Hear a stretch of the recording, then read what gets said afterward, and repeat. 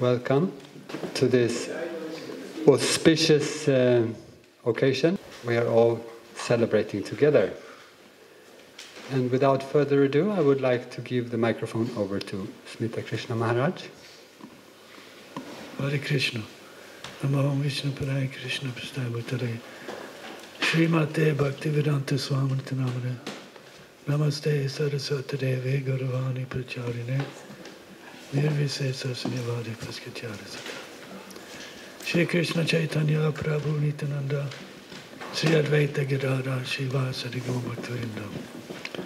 Hare Krishna, Krishna Krishna, Hare Hare. Hare Rama, Rama Rama, Hare Hare. So, we come here, it's a unique, it only happens each 50 years. There's a 50 years anniversary. And anniversary of such an auspicious occasion as Srila Prabhupada's visit to Sweden, 1973.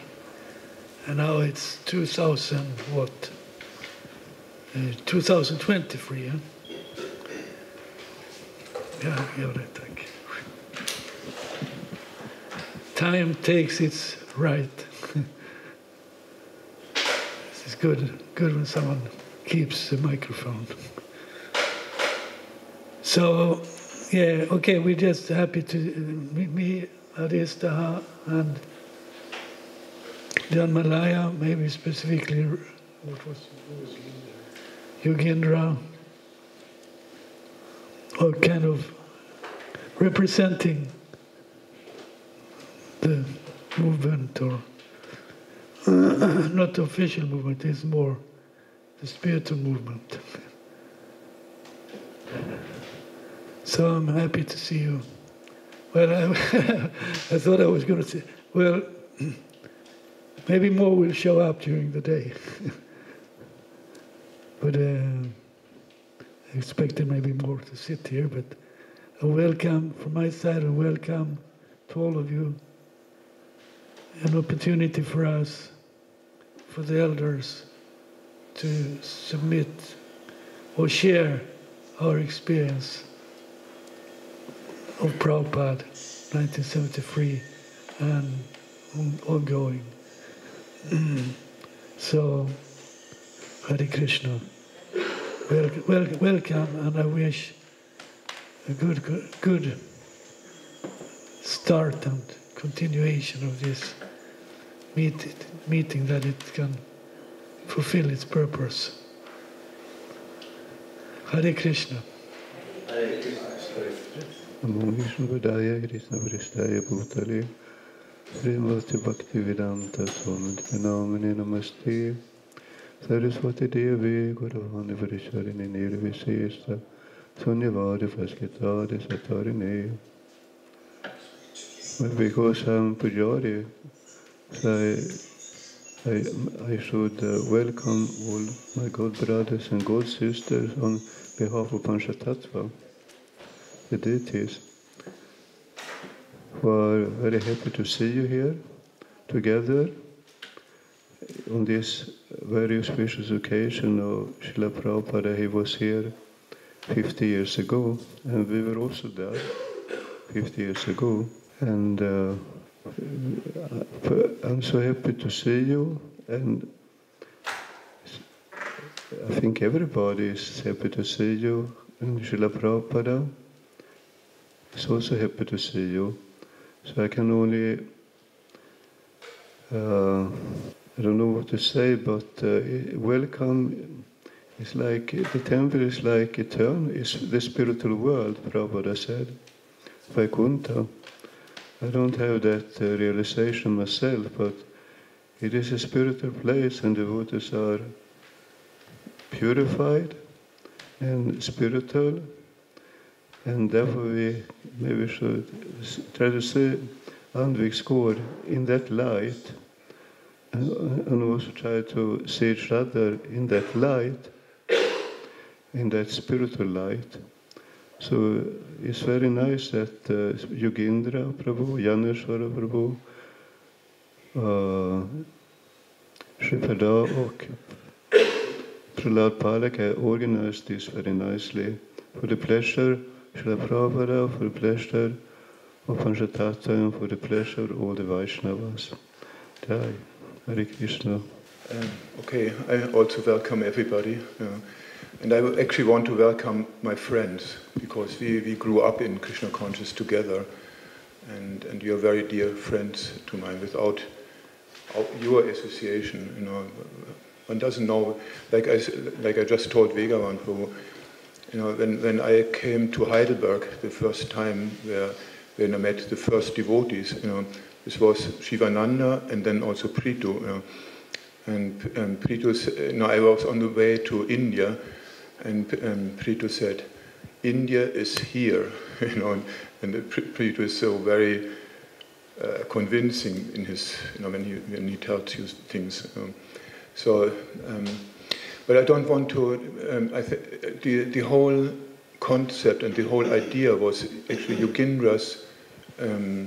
He came up with that need, that we want to celebrate Prabhupada's visit here in Sweden. So I want to give it to Yogendra. Hare Krishna. Welcome. Thank you all very much for coming and blessing us. Now we see it's mainly us here, but soon there will be a mass of guests coming. The kitchen is busily in preparation for about 200 guests. So we're having kind of a internal beginning here. Jamal and I mentioned that I had this idea a long time already. Actually, it was a number of years ago. I wrote to Pranava Prabhu, who was at Stockholm University together, and I asked him if it would be possible. It would be a dream come true if it could be so that the university, we could have a program there in hall number 6 in the C House. And by hard work of Pranava Prabhu, backed up, of course, by Ajit, was also intimately connected with introducing from the academic point of view about devotee scholars who are connected with Srila Prabhupada, and also with the support of the dean, Susan Olson. They managed to get a large grant from the National Bank Fund for Research to initiate a collaboration for a new direction in the study of Indian religions. This is a historical development, and it was wonderful to be there. And if I closed my eyes there in the hall on Wednesday, I was thinking maybe I'm in the Holy Dham, and then open my eyes and see that this is Stockholm University. It's like a dream come true. But okay, that was the preparation, and then we had Janmashtami and Vyasa Puja. Yesterday we had a wonderful Harinam there in Uppsala, which happened to be the culture night, and we were, chanting and dancing and passing out prasadam and books there on the street there for 3 hours. So now we're starting here with the actual reunion, and today will be the public program. Tomorrow will be especially allotted for that you all who were here in 73, you can simply be together. Of course, if you want to speak with guests, that's entirely up to you, naturally, but tomorrow there's no obligation, but rather the idea is that be together, and it's for you, the day tomorrow. I would just like to now remember those who really wanted to be here today, but for some reason or other they could not come. For example, this is not in order of importance, I'm just reading off a list here. We have Bhakti Vaibhav Maharaj, who really wanted to come, but he was grounded by his doctor. You may not move, so he is unfortunately not able to travel. We have also Bhakti Gauravani Swami, the author of Veda Vyas, who's the author at that time, Veda Vyas, whose book is presented there. And if anybody who's interested in having a copy, you can contact Vaichanath Prabhu. But that book has one chapter dedicated to Prabhupada's visit in Stockholm, 1973. Chapter 13, a successful week in Stockholm. One thing, though, Ajit Prabhu, when I think it was in connection with the passing of his father in Västerås, he was going through his old things, and by grace of God, he found the flyer from 1973. So there we have, black and white evidence for the schedule of each day where Prabhupada was, and also, that he was factually at Stockholm University. It was the 6th, Hall 6 in the House C. All that, evidence was there. So the book, not a criticism, but it goes after the Veda base, which is a little inaccurate about what happened when. But anyway, the book is, I don't want to make a critical analysis here. The book is very, very nice. But the details may be slightly inaccurate. We have a little bit later information on that. But that's Bhakti Gauravani Swami. He's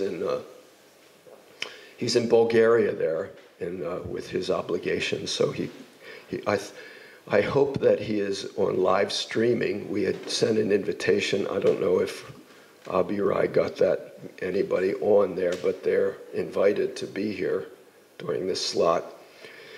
Shruti Kirti, of course, was Prabhupada's servant when he was here, and he wanted to come, but he's attached to being in Vrindavan for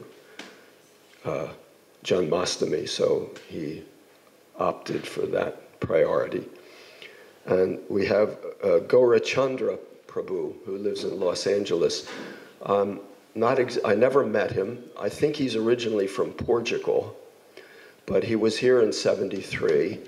And actually, he was the one who arranged that the psychiatrist who happened to live in Spånga, was an old friend of him. He contacted him and invited him to come.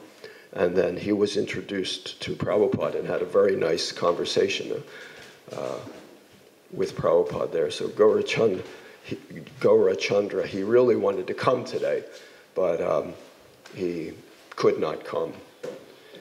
And we have Purajit. Purajit is not really well.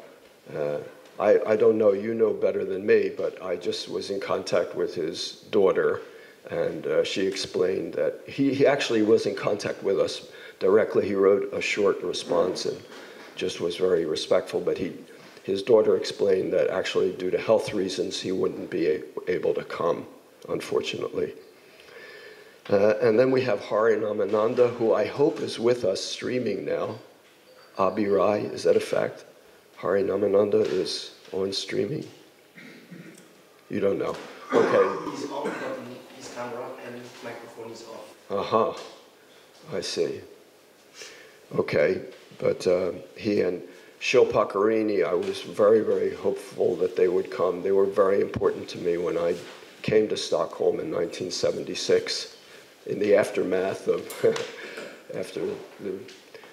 following the opportunities and trailblazing that you all did in '73, I, by Krishna's grace, came in '76, and Hari Namananda and Shilpa Karini were there then and very supportive to me. But he wanted to come, but wanted and wanted not. But in any case, he tried to be online here today. I hope that if he's hearing, then I offer you my humble obeisances and thank you very much.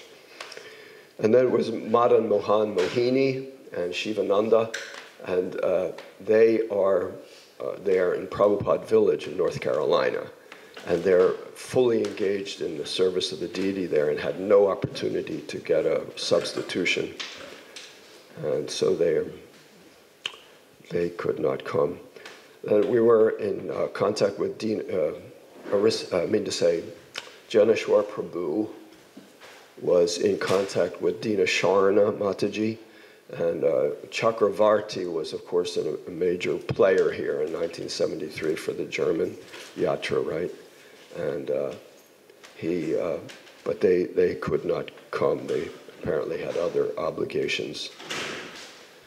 Hari Krishna Das from Holland, he really wanted to come, but he had some very important work to do this week, and we spoke on the phone latest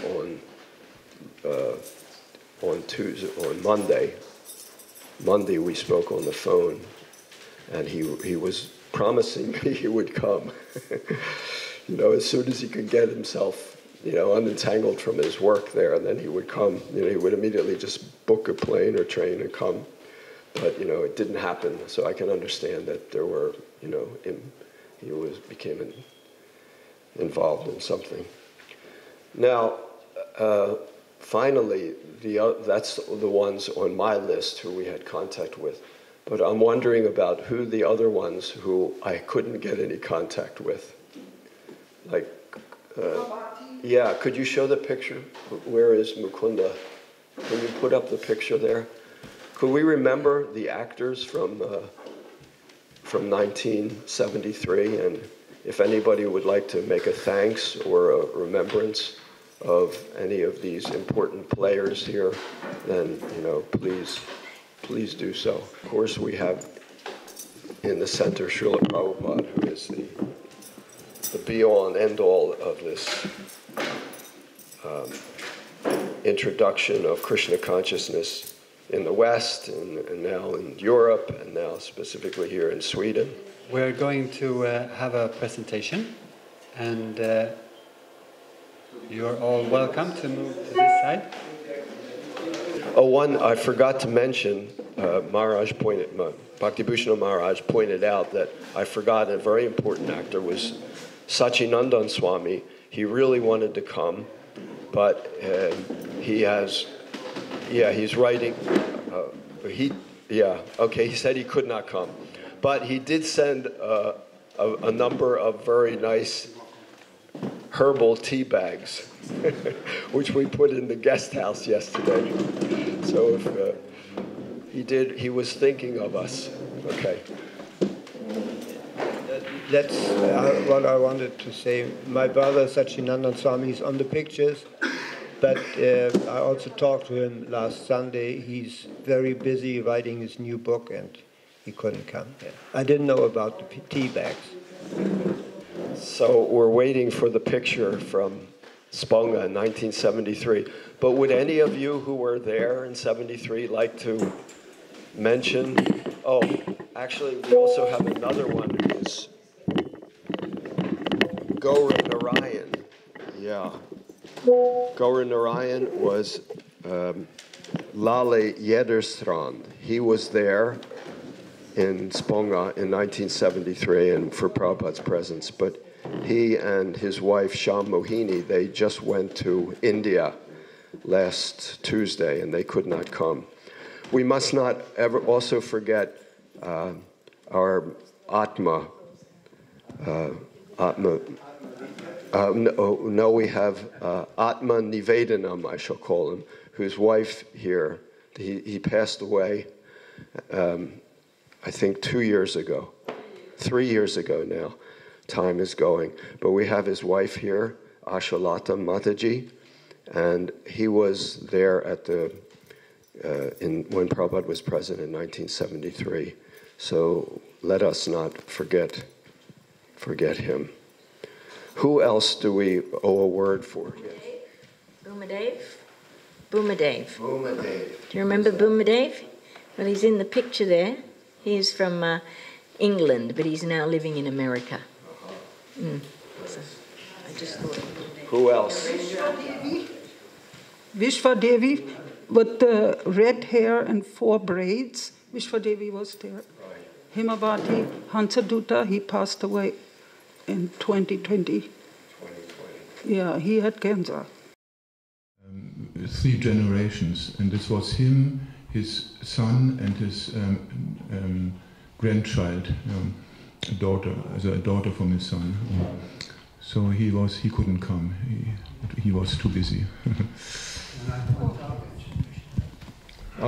Yes, we have another important actor. I only met him once very briefly in 1976, but it's Krishna Das from America. We had very early contact with Prabhupada in the late 60s, I think. And he has Swedish background, I think, doesn't he, his father? No, his wife. Krishna Das is there with the Madonna at the left there, and his wife Indrani is furthest to the left. On the left side. She is one of the triplets, the Swedish girls that joined. And she was married to, is married probably still, with Krishna Das.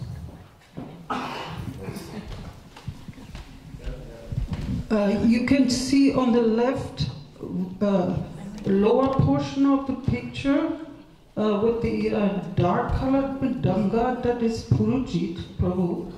And Purujit was there, and he's now living in Germany and with his wife and daughter near the Abenteuer Temple. But he's very ill. He's lost enthusiasm to live, actually. And his wife has cancer, and he himself had like a couple of heart surgeries, and which left him totally incapacitated. So Pujit he used to be the cook at the Schloss Rettershof. And he was all the time the cook and the Mridanga player, you know. And I don't know if he's on the picture. Is Utal there somewhere on the picture? Okay. So Utal, you cannot see him there, I don't. But Utal, he just recently left his body in Australia. I don't know what the cause was. He was also from Hamburg. You know that Utal passed away, huh? Yeah, I just said it. He left his body. Utal and Atmavidya were best friends before they came to the movement. And I'm the one telling the story, but actually maybe Atmavidya can tell it. But they were going to go on a ship, right? And then the ship sank because they decided later that to go and become devotees. Maybe he can tell the story. Yeah. See, this is Devarkesh Prabhu. He is originally from Hungary, but he came to Sweden as a refugee, later became a devotee here and even took sannyas, Bhakti Dayal Swami, but he died in a car accident in 1996. And this is Ikshwaku Prabhu. He lives somewhere on the west coast of the US, in a forest home. He works as a carpenter, builds houses and so on. Ikshwaku Prabhu, he was like the Sankirtan book distribution leader of the early days. Ikshwaku. Then we have here Her Grace Mridani Dasi. Mridan. She lives in Antwerp, Holland. She's married there. We were in contact with her. I forgot her also, sorry. But she was too ill and could not come. Yeah? Yes. Mridani, yeah. Yeah, we were in contact with her. I was hoping to meet her in Bangladesh, but then I learned that she's living near Antwerp. And this is Havirdhana Prabhu. He was at one time husband of Mother Surabi. They went to Australia together. He's still in Australia, Havirdhana. Too far for him. And this is Uktal Prabhu. He was the son of a policeman and later became one of the leaders of the anti-sect movement in Germany. You know, picking out all the negative quotes from Srila Prabhupada's writings, Uktal Prabhu. And this is Mother Mani Manjari. She died in the year 2000 of diabetes. She wouldn't accept insulin as treatment. She would also only use natural medicine and died in a sugar coma, diabetes coma in 2000. Yeah. This is Prasanta from the Hamburg Temple, you know Prasanta? Munich. Munich. He was in Munich, right? Akshara Prabhu here. Akshara, he lived in US but has also died. And this is Tushta Krishna. He later even took sannyas but left the movement later. Pritu Putra, yes, thank you very much. Yeah, Pritu Putra, yes. And that's, at that time, this is his wife. I don't know if... No. Vishwadevi was his wife. Uh-huh. Vishwadevi is next to him, I think. Yeah, next to the Madanga. Uh-huh. I think. Okay. This is, of course, Pradyumna, Srila Prabhupada's Sanskrit editor. He traveled with Srila Prabhupada. And that is Ram Mohan Prabhu. Ram Mohan. You remember Ram Mohan? Yes. The Shross in 76. I was traveling on the bus with him. Okay. On the right to Ram Mohan is Krishnadas. Hare Krishnadas. Hare Krishnadas, yes. Well, that's Hare Krishnadas. I want to do the Dutch ones, yeah. Okay. Yeah, you do the Dutch ones. There are more I don't really remember. He wants to say something. You were mentioning Krishnadas. And he was a very important person for Prabhupada's coming, and he helped arrange a lot of things. I met him just recently, 2 years ago, and then 2 years ago. And then I spoke to him, and we have conversation just a month ago, something like that. So he's coming to Sweden quite regularly, actually. And when he comes next time, we're going to meet up. And he usually does it in the form of long walks. So I'm hoping to participate in a short walk.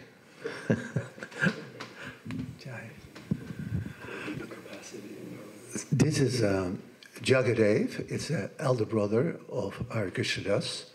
And their elder brother was Surabi Swami. This is Anga Prabhu. He passed away. What's his name? Anga. Oh.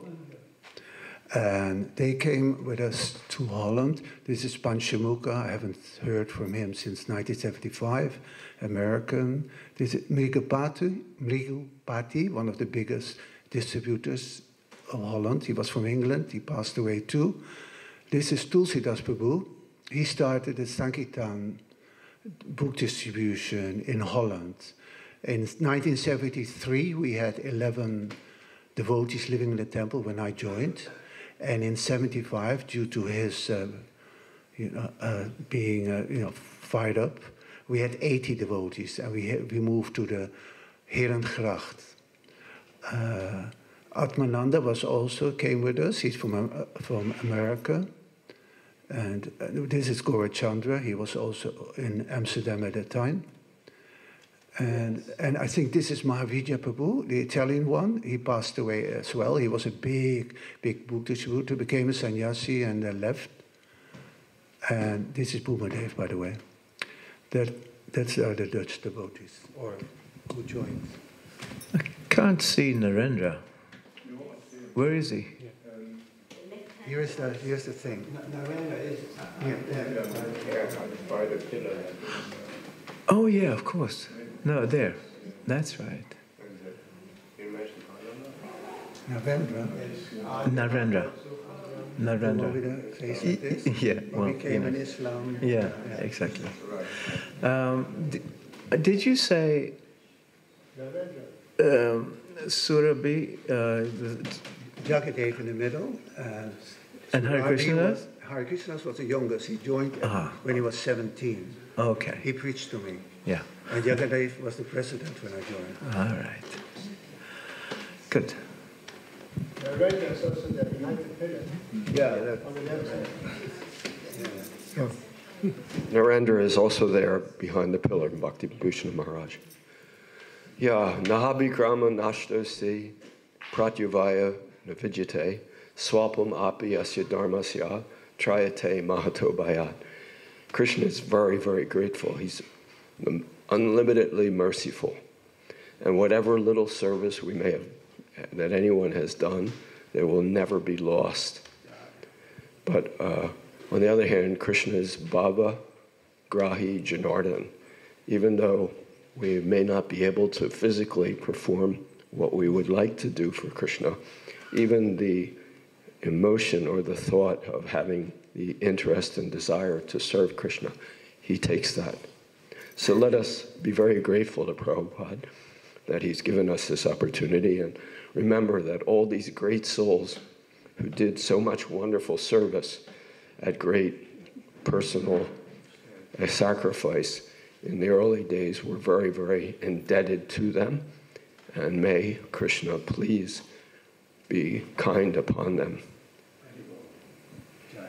If anyone wants this picture, I have a picture of this picture on Facebook with numbers on them, with the names. Almviks Prabhu, he provided all the German names, and so if you would like the picture, then please contact me. Hare Krishna. Are you going to show the other pictures, like the morning walk and stuff? Yes, they're just now coming. Okay. Now, can you explain the next? Yeah. Rimati's question was, what about all the other pictures? So now, can you explain the next point? Just one comment. The German devotees, you see, they're all white.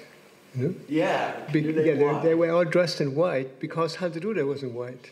And we were all Hansaduda fans, you know. That wasn't the real reason. Can I answer? Now, Hemavati, she explained it to me. She said, all these boys are so young boys and they don't know what the color means. So let them just wear white. And then the Grihastas, they are supposed to wear yellow, but the yellow didn't go over very well. But so everybody just wore white. I asked Smita Krishnaswamy about the video where he is coming, when Prabhupada comes down from the plane there in Arlanda on, September 73, and then Smita Krishnaswamy comes forward in a white dhoti and garlands Srila Prabhupada. And I'm asking him, well, Maharaj, you were a brahmachari. Why are you wearing a white dhoti? And you know what he told me? Do you remember what you told me? No, but I remember something. I thought it was Hemavati and Hansaduta. I thought it was too bothersome to dye the material, so just let them be white. And this is a waste of energy and time and money. Dye costs money. You just wear white. That was one of the main reasons. We tried to save money, well, we didn't even have the money. So I remember we came to Mayapur, all the German devotees, all dressed in white. So they thought, there's no brahmacharis in Germany? No, I thought Maharaj wanted to say more. Sorry, I was pointing to Maharaj. I thought he wanted to say more. I wanted to say there was something more, but in any case it flew out of my... Okay? Yeah. Srila Prabhupada ki jai. So the next part of the program, Mukunda Prabhu has made a nice presentation, and I guess you can present it yourself. Hare Krishna. So, thank you very much. It's a very, one can say, special honor. I'm very grateful to be able to present this to you. It has been very special for me. I was requested to make a presentation about Prabhupada's Day in Stockholm. And I learned so many things just by being absorbed in trying to present this for you. So actually I have the beginning of the presentation. I don't have time to present today. It's about the first Swedish devotees, Lila Shakti, who joined in England 1969. And then I have a presentation about Smita Krishna Swami, Bhagavan and Ajit Prabhus, and also speaking about Padmavati and Krishna Premi. So I don't have time for that now. Time is limited, so I will directly now focus on the week when Prabhupada was in Sweden. So I think I just start. So, thank you. So Srila Prabhupada arrived on the 5th of September, you see here, 1973. So he was here, you see the week there. He arrived on a Wednesday, the 5th. And according to the Vaishnava calendar, it was a special day. It was Radhastami. So Prabhupada, in the morning, he gave a lecture in London at the birthplace temple in front of Shri Radha Londonishvara. This lecture is recorded, so you can listen to it. And after the morning program, Prabhupada took a 2-hour flight to Stockholm. So Yogendra Prabhu mentioned about when Prabhupada arrived, and I will show you now a short film clip. It was in the Swedish news in the evening on the 5th of September in a Rapport, Swedish news magazine. So we will see Prabhupada descends the airplane.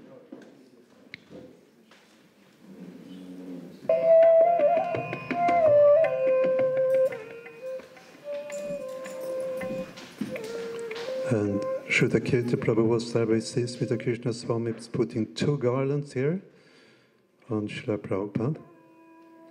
And here it looks like a temple, but it's actually the whip lounge in the Arlanda airport that devotees had arranged like this, with the Vyasa sound from the temple.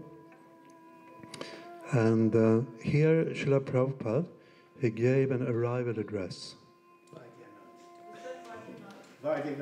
Yeah, the Vajjanath Prabhu.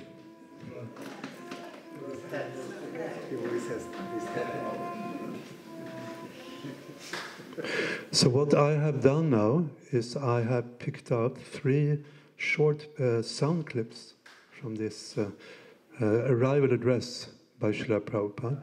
And I also put in text there, so it will be more clear to see.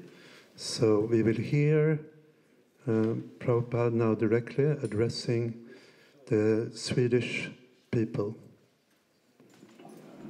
I thank you very much for your kindly receiving me. This is the first time I am coming in this country, Sweden. This Krishna consciousness movement is spreading all over the world gradually. It is little difficult to understand the purpose of this movement because it is completely on the spiritual platform.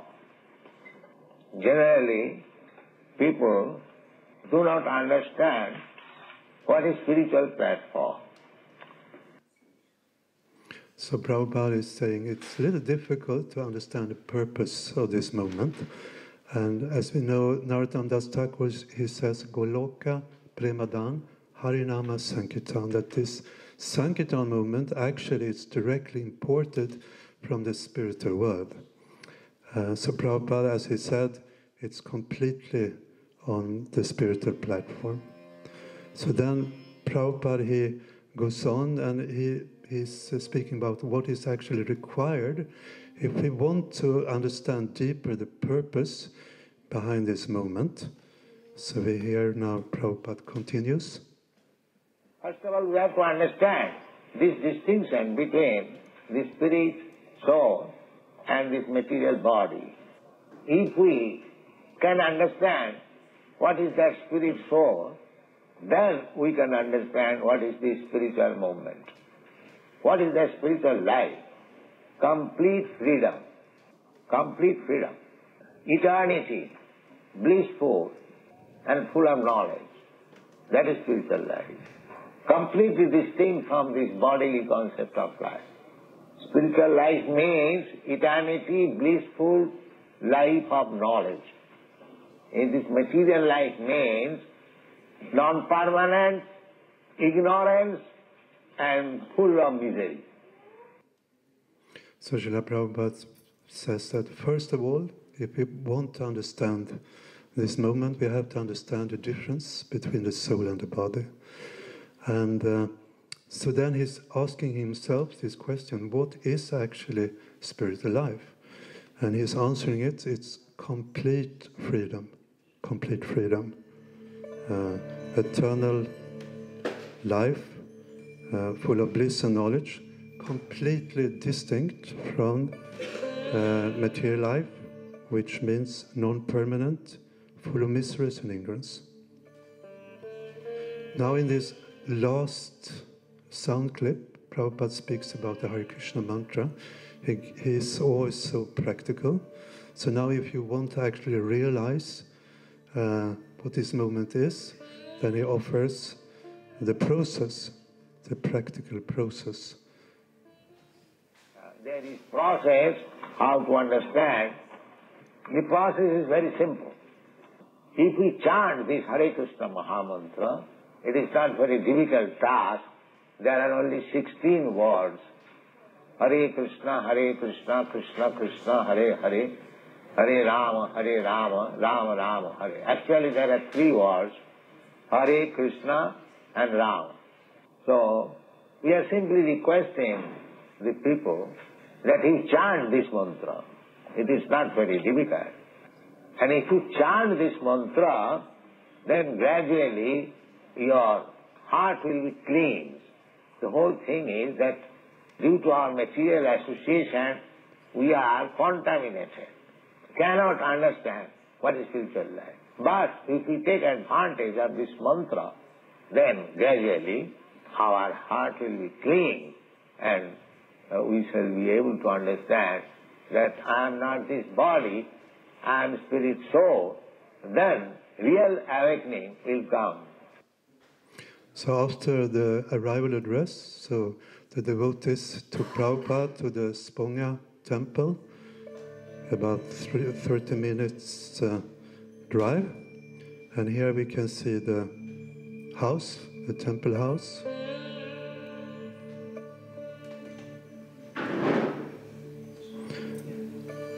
So Prabhupada, the first meeting he had actually had 2 meetings the first day. The first was with the Indian ambassador, Mr. Damodar. And they spoke about many interesting things.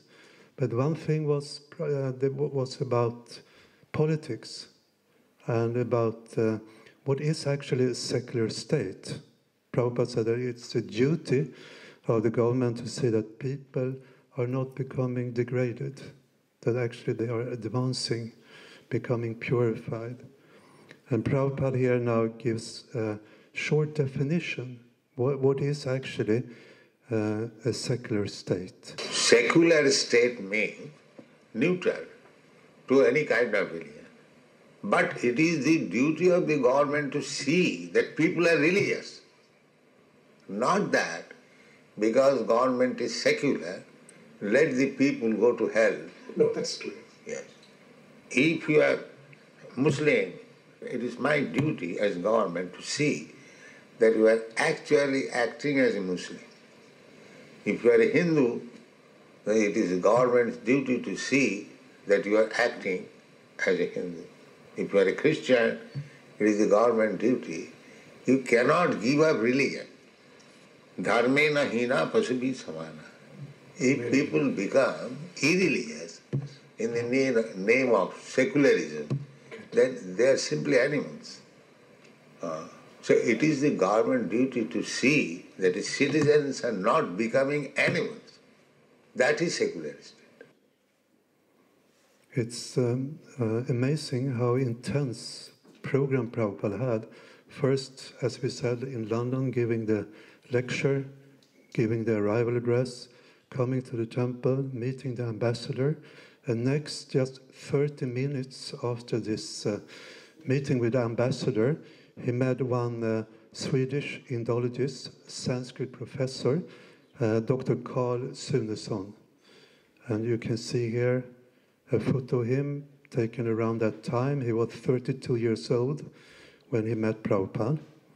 And special person, he knows many languages like Sanskrit, Bengali, Hindi, Tamil, Chinese, and even more.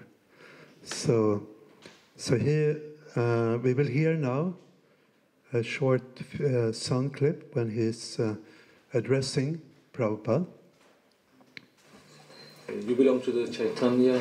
Yes. Yes. We have translated Chaitanya Charitamrita. Okay. Yes. So you know Bengali? Yes. Oh, thank you.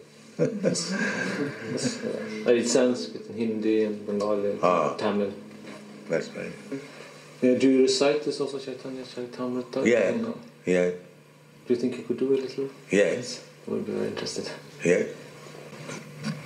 Jaya Jaya Mahaprabhu Sri Krishna Chaitanya Tahar Charanasrita Sei Baro Dhanna Purbe Gurbadi Chai Tatte Koila Namaskar Guru Tatta Kahiyachi Ebe Pachero Vichar. So these are verses from the 7th chapter of Adi Lila, Lord Chaitanya in 5 features. And Prabhupada recited 57 shlokas for Dr. Sunesson. And he was just sitting there, listening. And so they had very interesting conversation. Of course, you can hear all these lectures. It's so wonderful. They are still available on the internet. After some time, Dr. Sunesson asked Prabhupada, do you chant kirtans? And Prabhupada said, yes, of course. And then he asked, could you do some kirtan? And Prabhupada arranged for the devotees to play kirtan to the professor. And then after that, Prabhupada said, so you are a bhakta? And Dr. Sunesson said, no, I'm just studying it. I'm fascinated by many things, but I'm not a bhakta. But Prabhupada, he was like really trying to encouraging him, and he said that you are, there are so many scholars, but you actually wanted to hear kirtan. That means you are a bhakta. So, and then he asked, did you like the kirtan? And he said, yes. It's very unusual to hear this in Sweden, he said. And then after some time, more conversation was taking place. And then he asked, do you sing also hymns in Sanskrit or Bengali? And Prabhupada said, yes, we do. And then he brought out his harmonium, Srila Prabhupada, and he was singing for the professor one of his favorite bhajans, Hari Hari Vifale, and he translated it for the professor. Then he got some prasadam, he got Prabhupada's garland, and then he left. So that was the first day. Now we come... In addition here, Ajit Prabhu distinctly recalls that off the record there was a group of Buddhists who also came to Sponga that day. Oh, really? That day, same day. Okay. A group of Buddhists. Prabhupada spoke to them. He said we should form a society where we don't even meet. You know, a kind of Buddhists, us, and you. How nice. That's confirming Ajit Prabhu's undocumented memory that there were Buddhists visiting Prabhupada on that very intensely busy first day. Now Bhakti Bhushan Maharaj recalls even what Prabhupada spoke to them. So that's a fact. Joy. Thank you. And their organization was Buddhismens vänner, Friends of the Buddhism. That's what the name of their organization. Thank you. So now we come to the 6th of September, and Srila Prabhupada went to the Stockholm University, but that's in the evening. So first he had a morning program. Mangalarti was there every morning, and Srila Prabhupada was reading this week from the Srimad Bhagavatam, 5th canto, Lord Rishabhadev's teachings to his sons. And so he lectured from the first verse this morning. So, Nayam Devo Deabhajam Niloke, Kashtam Kaman Arate Vibhudyam Ye. So, Prabhupada, he said that both in daytime and nighttime, people are working so very, very hard. And what's the goal of all this? So he said, simply sense gratification, that's all. And then he gave an interesting example. He said, like yesterday, I was going from London by air to Stockholm, and on the airplane, he said, there was one person very, very busy. He was making different kinds of calculations, and he was completely absorbed in it, and he was working so hard. So Prabhupada just gave that as an example. And so what is the aim of all this? Simply sense gratification. Yogendra Prabhu spoke about this invitation card that Ajit Prabhu found at his parents' place. And I will show you now this invitation cards. It's about the program from the 6th to the 10th of September.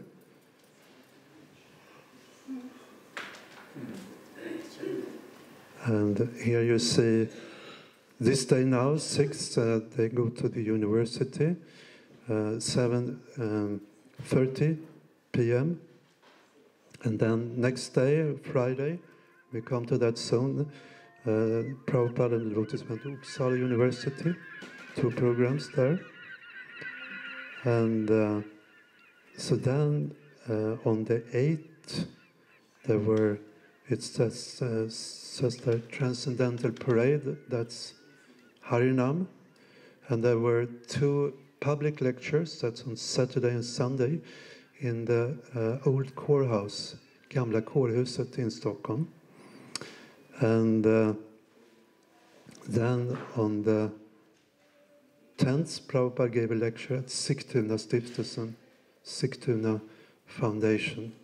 So we will all come to this, but here you can see the program we found. So Prabhupada went to the university, and he was reciting shlokas from the 7th canto, you see here.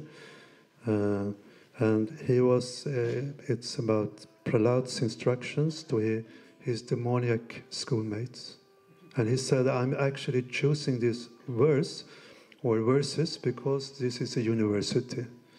So it's fitting like that. So Srila Prabhupada spoke about Srimad Bhagavatam, that it's the essence of the Vedic literature. So we will hear Srila Prabhupada speak. I am reciting some verses from Srimad Bhagavatam. It's the essence of Vedic literature. It is said, Nigama kalpataror golitam phalamidam. Just like a big tree.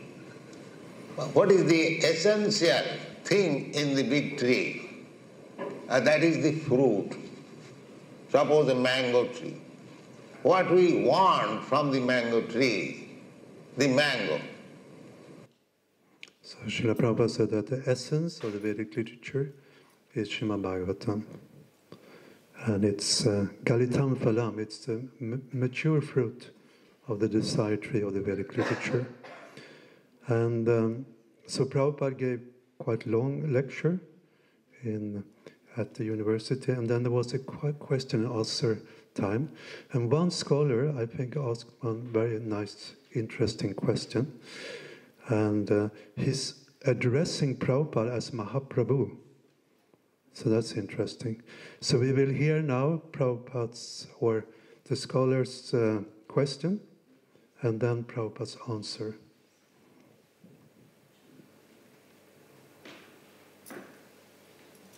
But this particular word, Mahaprabhu, is very materialistic, as you know. In Europe, we always talk about science and technology. The part of the world that you come from, spiritualism has the highest place. I would like to ask you, is there any possible way of a balanced combination between spiritualism and materialism? Yes. Actually, there is nothing as materialism. Materialism means forgetfulness of God, that's all. Just like in the Bhagavad Gita it is said, materialism means that you are dealing with earth, water, air, fire, ether, or mind, intelligence, so far. These are the subject matters of studying materialism. But God says they are my separated energies. These matters, you have not produced this earth, water, air, fire. That's a fact. That is produced by the energy of God. So, while dealing with material things, if you remember that this material thing is produced by God, then you are perfect. A spiritualist knows that where from this earth has come, where from the water has come, where from this fire has come. Then he is spiritualist. And one does not know, he is ignorant. Actually, that is the fact. But one who is ignorant of the fact, he is materialist. And one who knows the source of this material element, he is spiritualist. That is the difference. Therefore, the conclusion is, one who does not know God, he is materialist. And one knows God, he is spiritualist. So now, 50 years later, just 4 days ago, we had this program at the Stockholm University.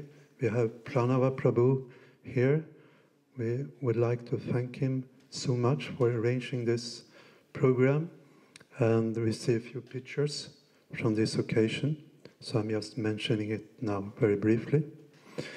So now we go to the 7th of September, next day. So Prabhupada and the devotees went to Uppsala.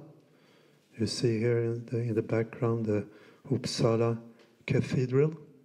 So we had also Harinam in Uppsala yesterday. And so of course there were program in the morning.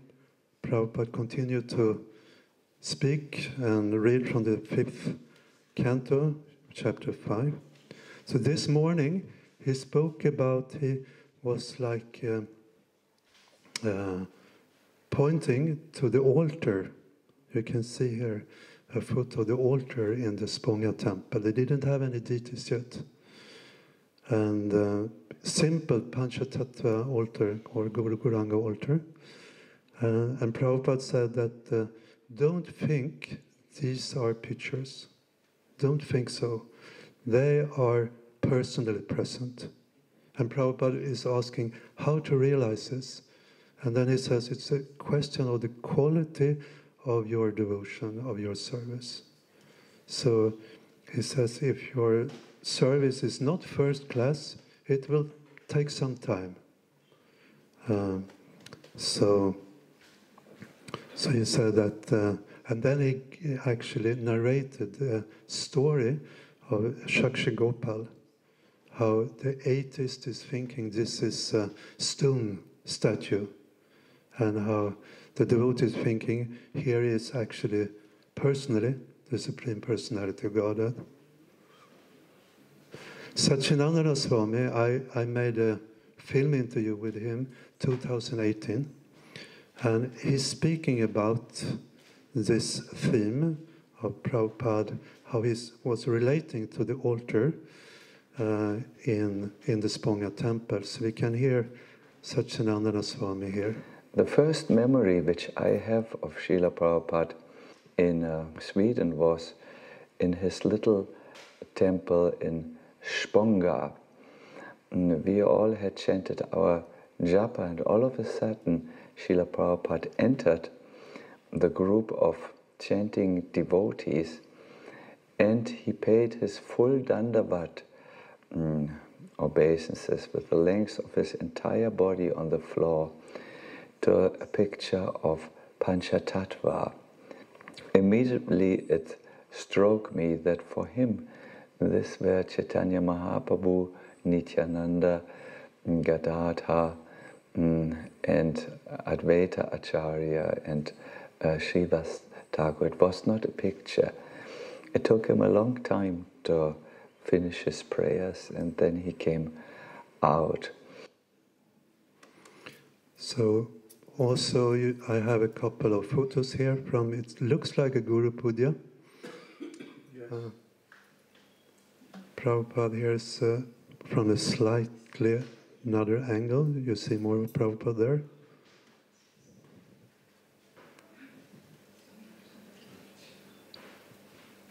And then after the morning program, breakfast and so on, the devotees went with Srila Prabhupada to Uppsala. 60 kilometers, 45 minutes drive. And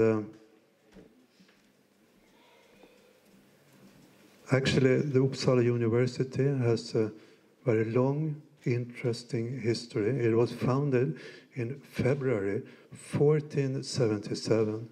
And that means 9 years before Sri Chaitanya Mahaprabhu appeared.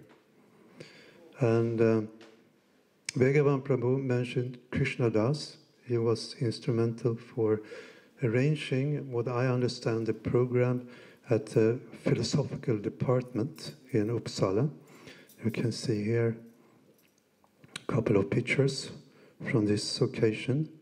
Prabhupada was reading from Bhagavad Gita 13.1.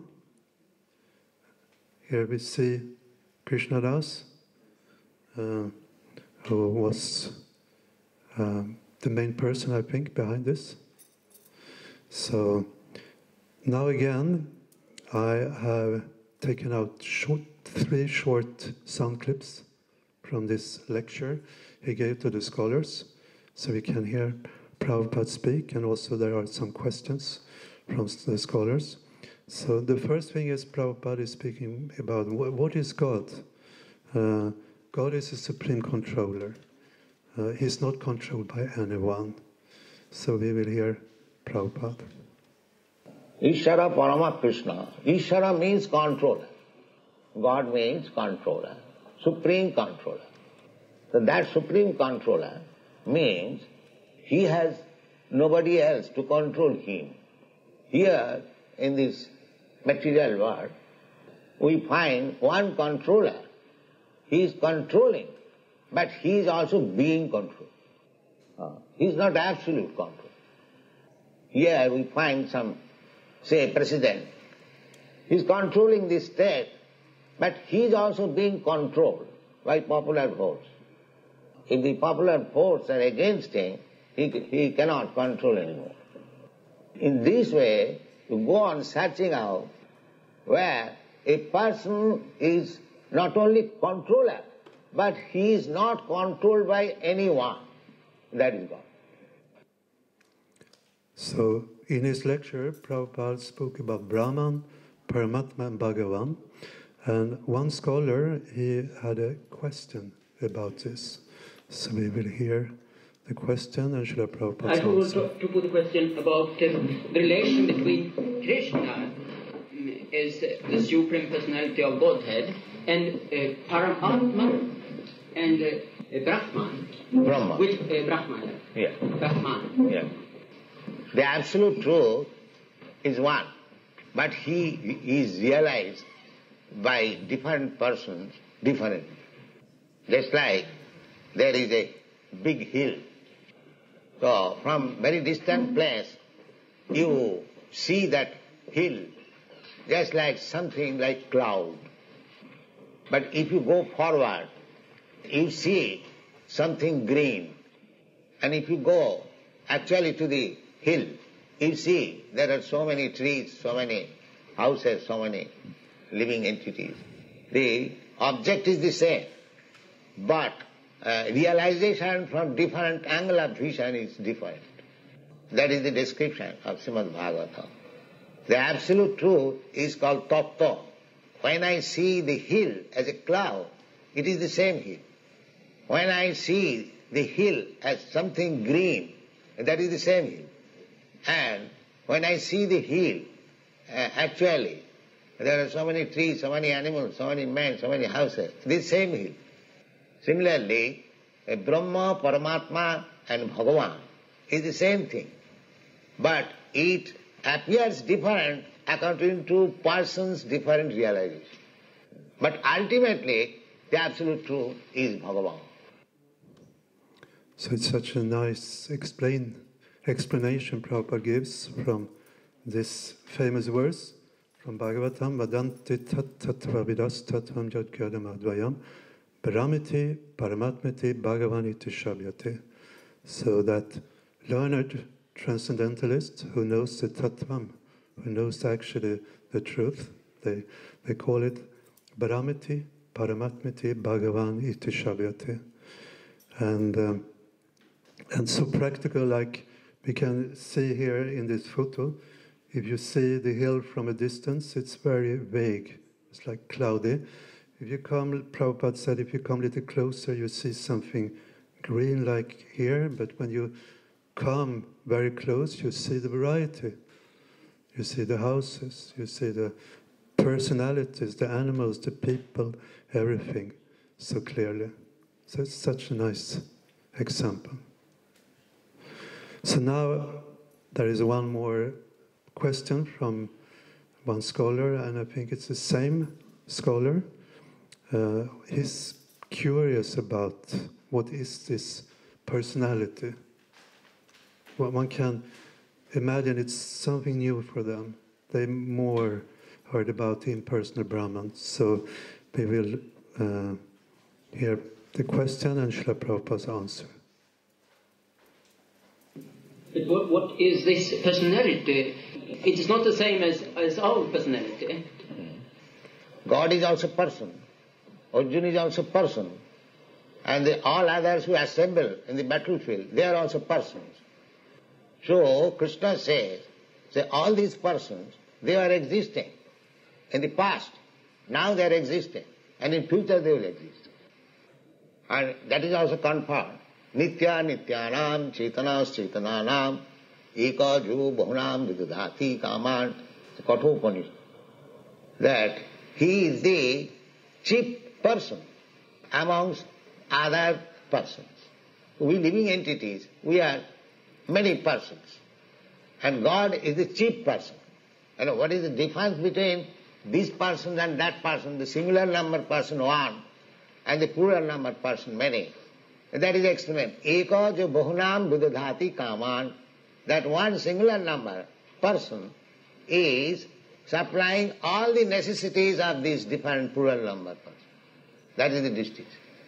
When Upanishads, there is impersonal description. The unity is unexpressible. Unexpressible. Nothing can be said about. That just like this is also Upanishad. Nitya nityanam chetana chetananam. So he is a person. Ishavāsamidam sarva. There are so many. In Christian Bible also they believe God created. So if he is a creator, he must be a person. So when I spoke with Prito Prabhu, he mentioned, he remembers very clearly that after this lecture to the scholars, there were prasadam distributed. You said the devotees brought pots with hot prasadam, and it was appreciated very much by the scholars. And now on the way from this program to the big program at the hall, the student hall in in Uppsala. So Prabhupada asked Ajit Prabhu, what are the Swedish people interested in? And you mentioned it at the university the other day, that Prabhupada said that this, or Ajit explained at this time, people, especially the young generation, were very much into left-wing politics. And so then Prabhupada, as we know, he chose to speak about the Varnashrama Dharma system. And he spoke from Bhagavad Gita 1841, explaining about the 4 divisions of human society. And that, according to Bhagavad Gita, it's completely natural, this division. And if we want peace and harmony, we have to accept this. So we will hear now Prabhupada speaking shortly about the different classes of man. Sri Krishna has explained, Chatur Varnang Maya Srishtam Guna Karma Vibhaga. By quality and by work, there must be 4 divisions of the social structure. First class, second class, third class, and fourth class. That is very natural, just like your body, my body, is divided into 4 divisions. So we can understand from our own body, there is head department, there is arms department, there is belly department, and there is a leg department. So as we know, there was strong opposition, especially from one student. And Prita Prabhu, he spoke about that in Koshnas on Srila Prabhupada's Vyasa Pudya. I found a recording with Prita Prabhu when he speaks about it. It's from a few years back, so you can see and Prabhupada spoke on the 4 classes of men, the Brahmana, Kshatriya, Vaishya and Shudra. And this was in front of a university crowd, a rowdy crowd of students. So as soon as Prabhupada finished, the students stood up right in front and said, of course you think you're first-class men. Prabhupada lectured first-class, second-class, third-class men, Brahmana, Kshatriya, Vaishya. You're thinking you're first-class men sitting in a sea of followers covered with flowers, sitting on a high, exalted seat. You think you're first-class. It was dead silent in the room. Nobody spoke a word. You know, you could hear a pin falling on the ground. And then Prabhupada said, he was pleading with the man, practically speaking. He said, no, no, no. He said, like this with his hands. He said, no, no, no. I'm not a first-class man. He said, I'm a fifth-class man. And so everybody was shocked. It was dead silent for a little while. And then Prabhupada said, in this deafening silence, he said, because I'm the servant of everyone. And we were just astounded when he said this. And I saw behind us, his lip was quivering, you know. He was deeply, when he spoke it, he knew it was true, that he was a servant of the whole world. And so 2 big tears came behind his spectacles. And that I saw, because I was right there. How he cried when he said this. And it was so clear that he was really the servant of the whole world, that he didn't think much of himself. And he was so humble, that he had so much Shakti on one side, and on the other side, that he was so humble that he considered himself, in fact, fifth class, the servant of everyone, the person who was supporting everybody, serving everybody, giving to everybody, and not expecting anything in return. I thought it was such a sublime display of such a pure devotee of Krishna. It was very moving, and I will never be able to forget it. So Smita Krishna Swami, he remembers that you and Bhadyanath Prabhu, you were putting up posters around Uppsala for advertising this program. And one Swedish boy who studied at the university, he saw this poster, and he's now living here in Almviks Gård. We see here Arista Prabhu. So he was actually planning to go to his parents for the weekend. So this is Friday now. He was planning to go to Örebro, to his hometown. You can see here a photo from younger days. And but when he saw that poster at the university, somehow or other he became attracted. He came to the program, and you can see here how he's sitting in front of Srila Prabhupada.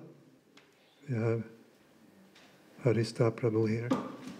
So a few days after this, I think he called Bhagavan Prabhu, and he came to the Spånga temple, and he became engaged in, see here, Harinam in the streets of Stockholm. Arista Prabhu here. Here's a photo from outside the Spånga temple with Padmavati, with, I think, Muralidhar, first child. Murali.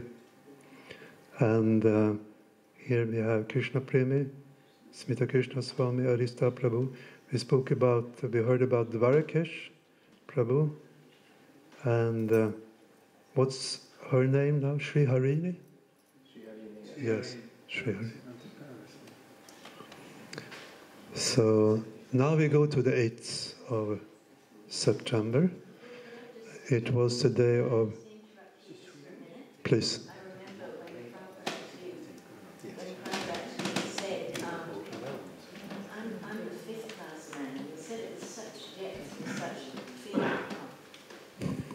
So when Prabhupada said, you know, I'm not first class man, I'm fifth class man, and when he said it with such depth and feeling, like the whole room exploded in applause, and it wasn't just the devotees saying Jai, but it was everyone. They really appreciated what Prabhupada. They got that understanding directly because Prabhupada was really authentic in it. Yeah, thank you. Thank you, Krishna Premi. So now 8th of September, devotees went on Harinam, but first I want to say something short about morning walks with Srila Prabhupada. You can see here some photos, and it was a bit chilly in the mornings, but the temperature rose during the day. There were... May I interrupt? Could you go back one? Yes. Yeah. It was chilly in the morning, but on Rimati Mataji, when she was traveling by herself on the train from Hamburg to Stockholm, then she knitted this white woolen cap, which I'm coming to that very soon.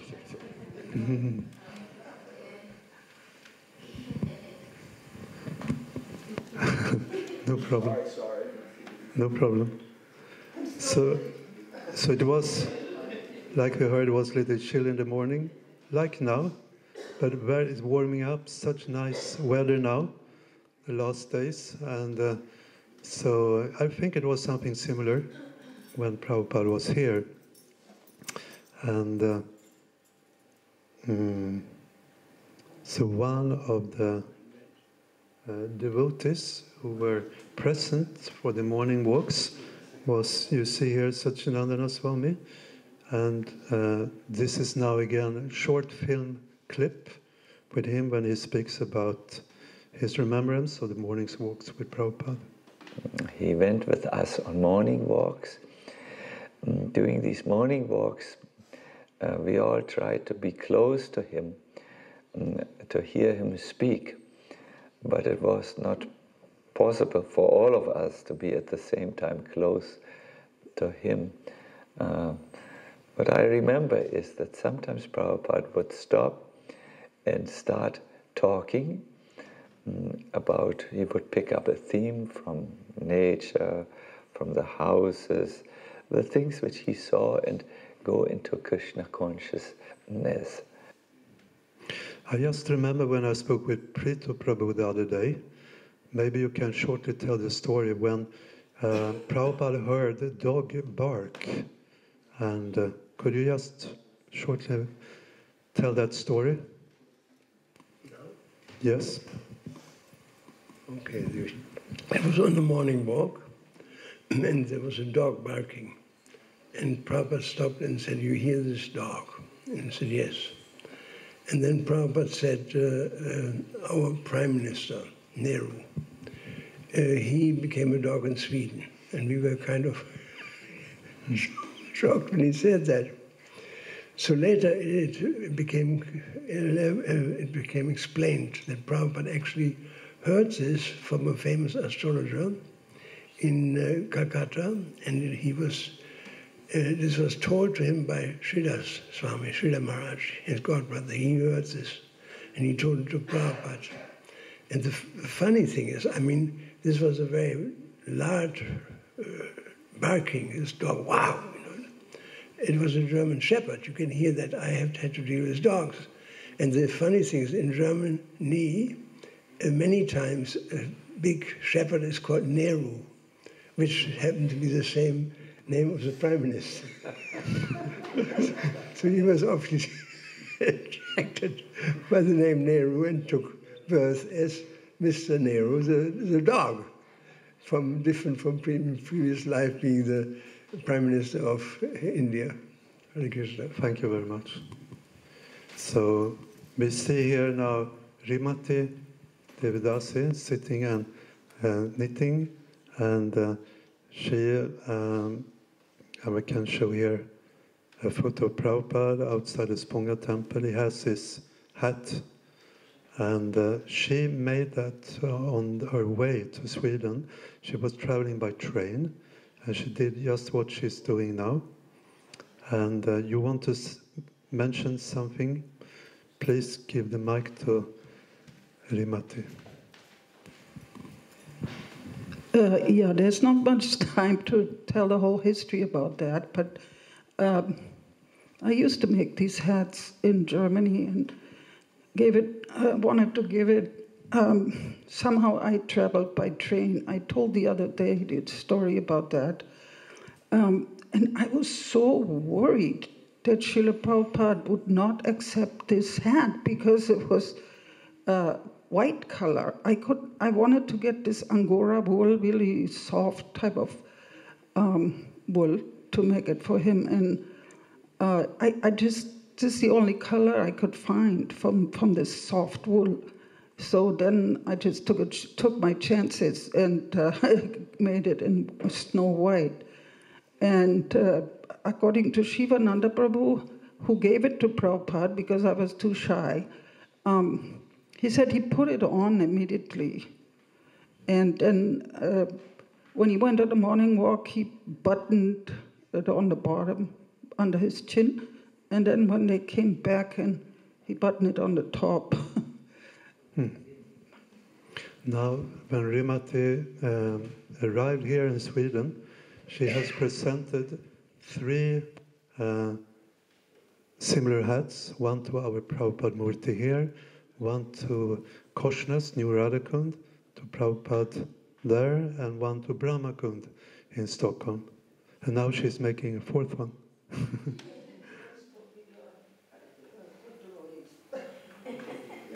Very wonderful. Thank you so much. Hari Hari Bol. So there is also one story around the morning walks that nearby lived a family, and a girl, 14 years old. She saw from her bedroom, I think, the devotees walking, passing by her bedroom window, and she became fascinated, attracted, and she came and visited the temple, and later she became an initiated disciple of Srila Prabhupada. You see here with the name Archa Devidasi. You see her here as a young girl doing arti at the temple, and I can show you here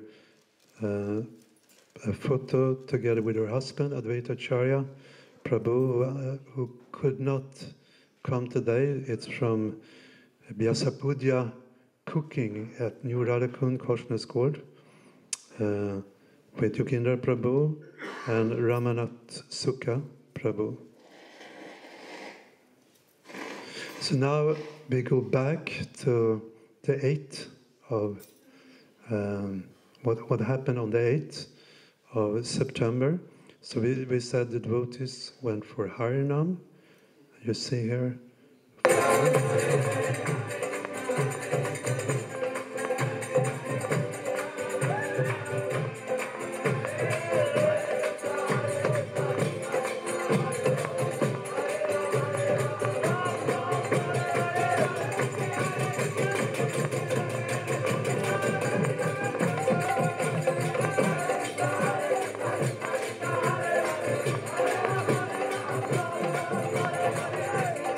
They went on for 2.5 hours, this kirtan in the center of Stockholm.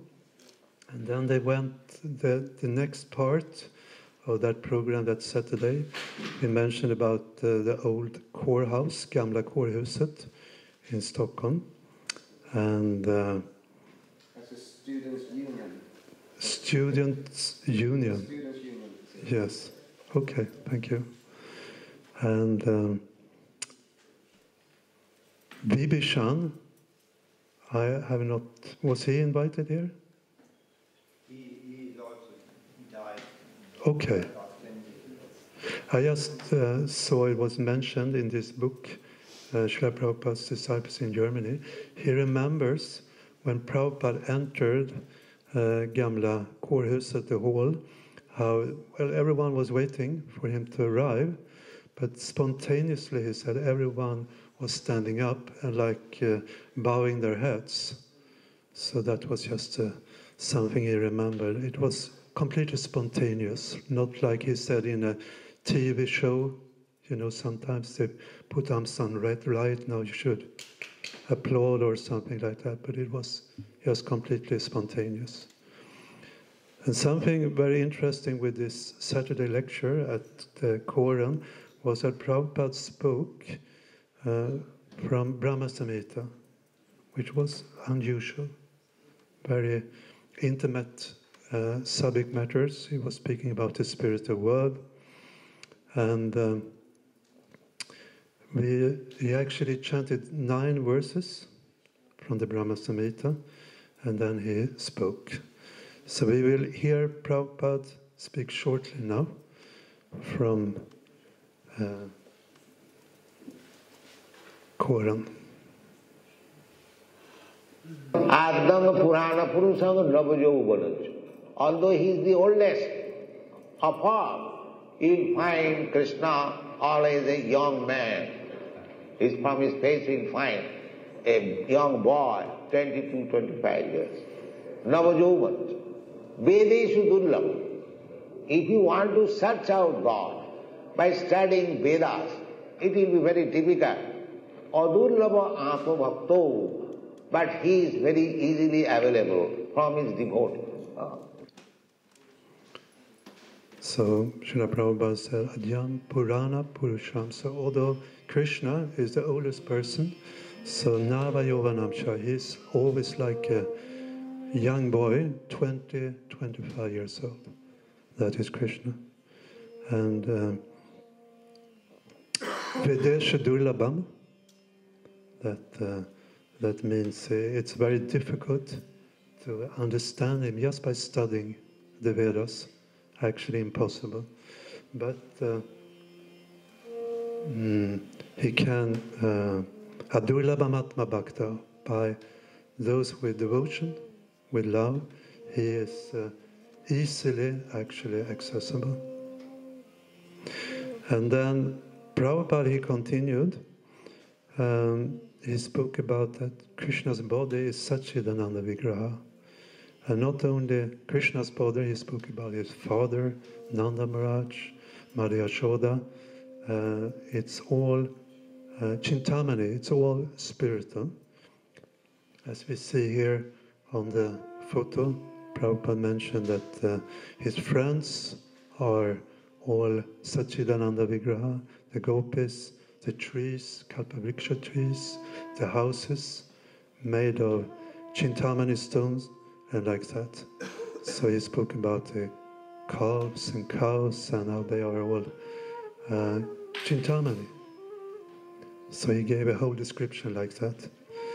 And then in the end, we will now hear Prabhupada again. He said, if you become attached to such a description, if you become attached to that place, you can also go there. In this way, if you read Brahma Samhita, you'll get complete description of the spiritual world, the spiritual entities, the Supreme Lord, His associates, His country, His pastime, everything very nicely described. And if we become attached to such place, then we can try. We can prepare ourselves for going back to home, back to Godhead. That is the perfection of life. That is the mission of Krishna consciousness movement. Thank you very much. Okay. So devotees remember it was very nice feast served after. Especially devotees have remembered puris and some nice sweets and cauliflower sabya. Vishnu Tattva. Oh, you remember that? Wonderful. Yes?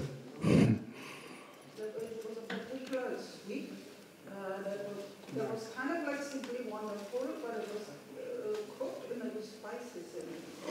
Sure. Cumin and was it fennel? Oh. Yeah. So wonderful feast. And I think I cooked a lot. You cooked puris? Sure. So now we come to the Sunday, 10th of September, and there is one photo here from the morning walk. Srila Prabhupada comes here with Shrutakirti Prabhu, and here's Krishna Das and his wife Indrani, and their, I think, son. And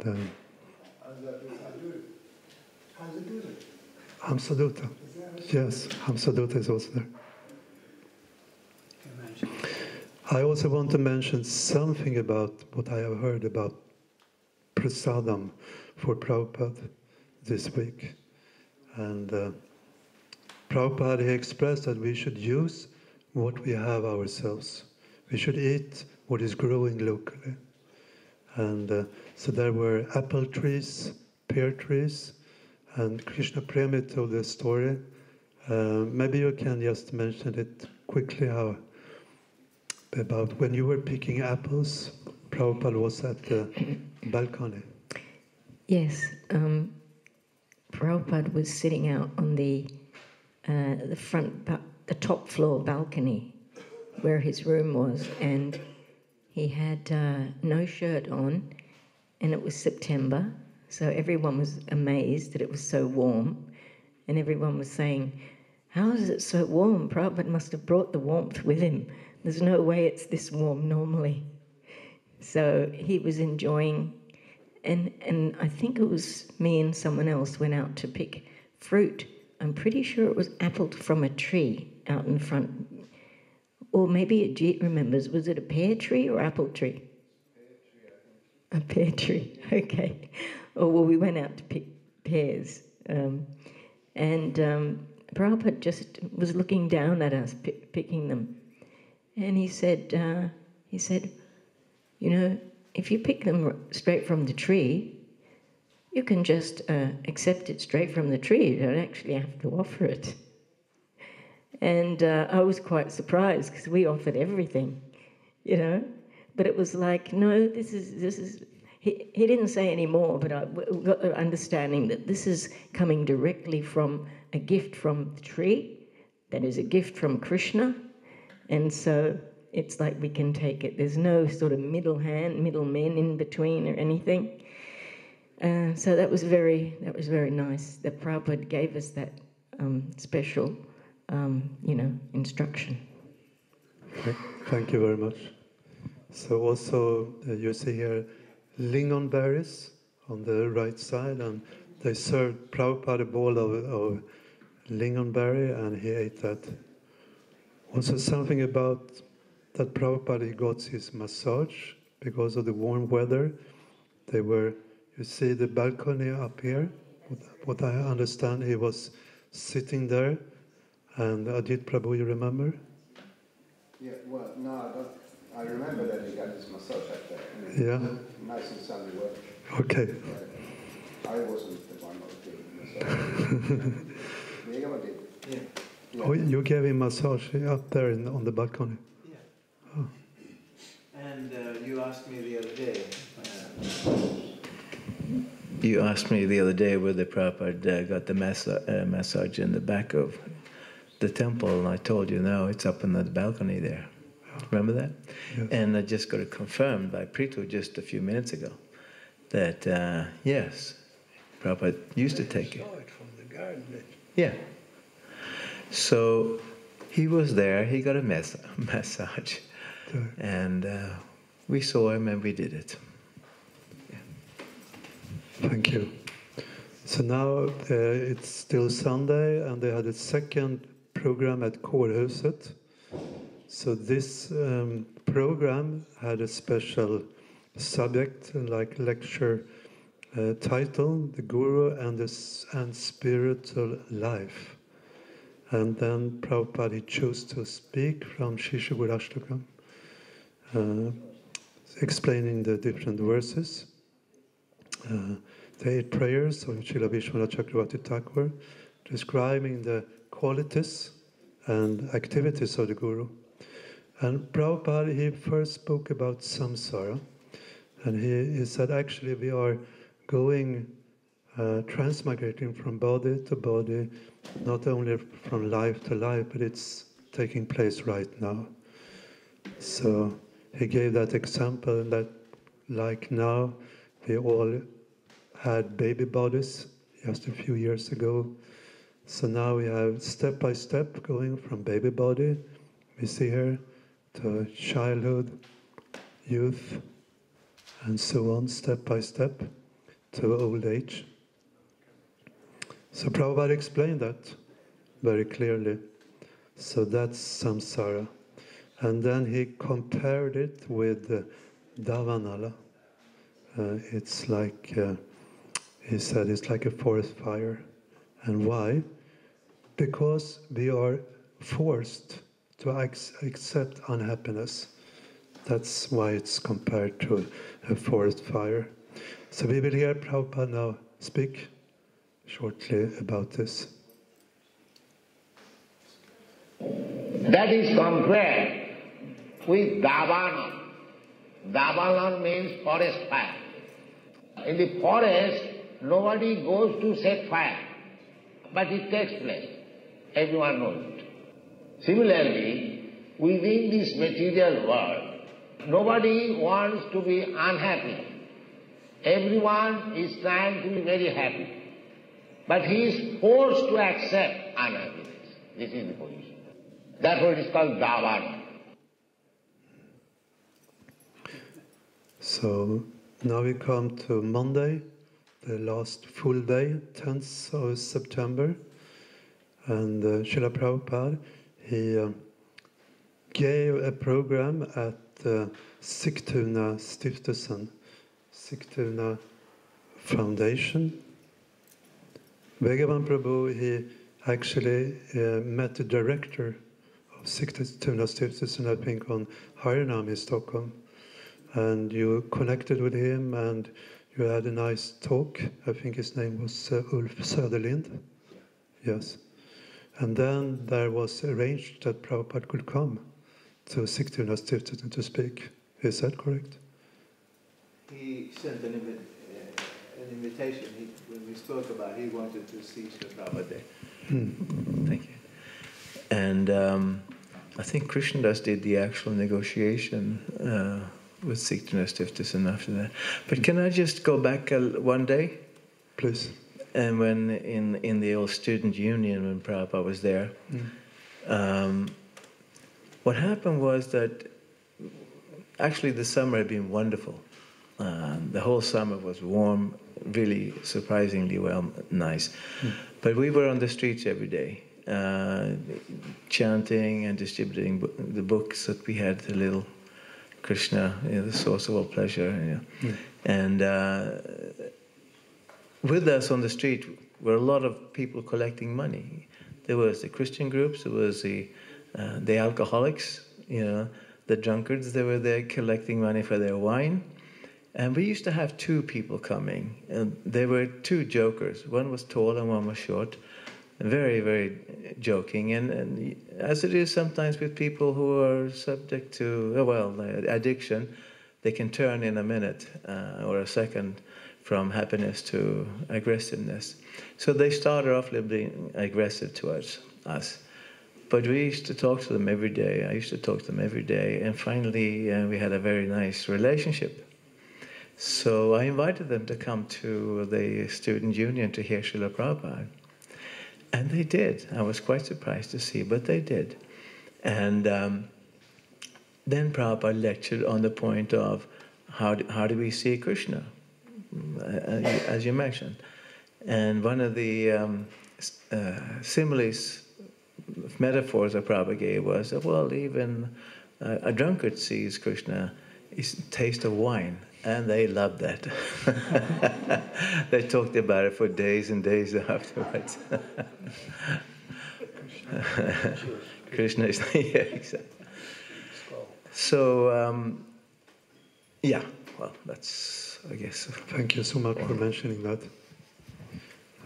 So they went by car to Sigtuna Stiftelsen, and you see here Spånga Temple, and so Sigtuna Stiftelsen was founded 1915. Prabhupada spoke from Bhagavad Gita, you see here, 7th chapter, text 1 to 3. And we were there the other day. Here's actually the exact room where Prabhupada gave his lecture. I took these photos just the other day. And I have a short sound clip also from his lecture at this very room. We can hear Prabhupada again speak. You may improve the material condition of life, but you cannot live here. Just like you are constructed, very nice city, Stockholm. That is very good, but he will not be allowed to stay here. He will be kicked out at any moment. What is the solution for that? You construct a nice place, that's all right, very good. But you stay here, but you cannot stay. That is your problem. If you can solve that problem, yes, I have constructed a nice place, nice city, nice country, and everything is nice, but I will stay and enjoy. But that is not allowed. Then where is your perfection? Here's a photo from the other day when Yogendra Prabhu arranged this very nice program. We see here also Nitai Das, who you see him speaking here about his life, and Walter Eidlitz, very interesting subject matter. So there was Yogendra Prabhu arranged for this meeting, and so the next, we can say, last program Prabhupada had was he went back from Sigtuna to the Spånga Temple, and then he met psychiatrist Dr. Christian Hauser. You see him here. There is a photo of Christian Hauser, and they had a very nice or interesting conversation. I just took out a very short sound clip from their conversation. It's the last now sound clip when we hear Prabhupada. You are a psychiatrist, you know very well. Every man is more or less a madman. Anyone who is infected with this material energy, he is just like a man ghostly haunted. You have any experience of ghostly haunted man? Oh yes, but that's very often a symptom of a psychosis, that they feel they are persecuted by foreign powers or by... Yes. So this is called ghostly haunted. Mm. Our material conception of life, this is also ghostly haunted. Madness. I am Christian, I am Hindu, I am Muslim, I am Englishman, I am German. These are all conception of ghostly haunted. Because spirit soul is pure. The spirit soul has no connection with such designations. So now, the last morning, 11th of September, Srila Prabhupada, he made his morning walk early, I think around 6 o'clock, and then the devotees, at least many devotees, accompanied him after this walk to the Arlanda airport.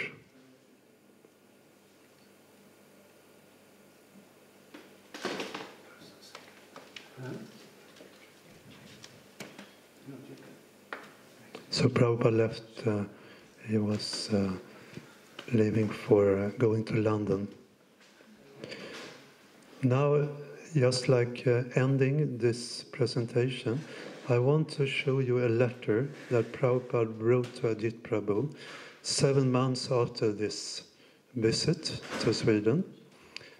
He had received the book, you can see here, Swedish publication, the second publication in Swedish, Krishna Medvetande, det högsta yogasystemet, Krishna Consciousness, the topmost yoga system. And he was very pleased with that. And he wrote Ajit Prabhu, I think, a very inspiring, wonderful letter. So I can show you here the original letter, and I can read what Prabhupada writes. My dear Ajit, please accept my blessings. I beg to acknowledge receipt of your letter along with a new publication in Swedish of my work, Krishna Consciousness, the topmost yoga system. Of course, I cannot read Swedish, but looking through this book has given me unlimited bliss. After all, this is my prime duty to publish books on Krishna consciousness. The printing of the book appears excellent, and that you are profusely distributing the book all over Sweden is a crowning success of our moment. We will conquer Europe with these books.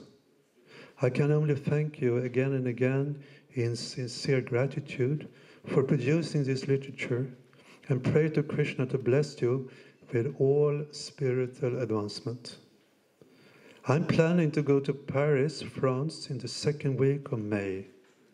And while I'm there, I can also visit you in Stockholm. Let me know if you can arrange a meeting at the university for that time, and then I should be able to go and join you in spreading Krishna consciousness to the people of Sweden. Hope this meets you in good health. Your ever well-wisher, A.C. Bhaktivedanta Swami, Srila Prabhupada Ki. So I just think it's so wonderful how to see Prabhupada's enthusiasm for coming. He says, I want to come and join you and spreading Krishna consciousness to the people in Sweden.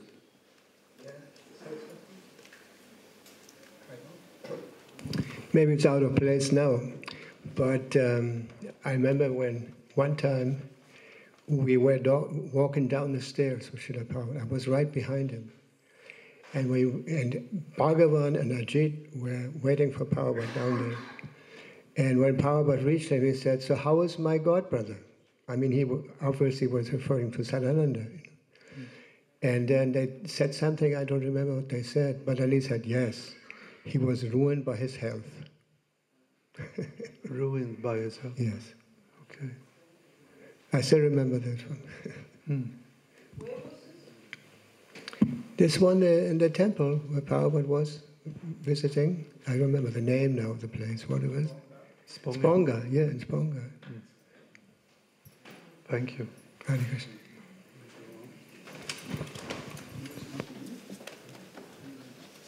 Okay. So thank you very much. Srila Prabhupada ki jai, Shri Panchatattva ki jai, Gaura Bhaktavrinda ki. Thank you, Mukunda Prabhu. Very nice presentation. I think we all need a little break, so we will take a 10-minute break, and then we will continue with Vegavan and Ajit.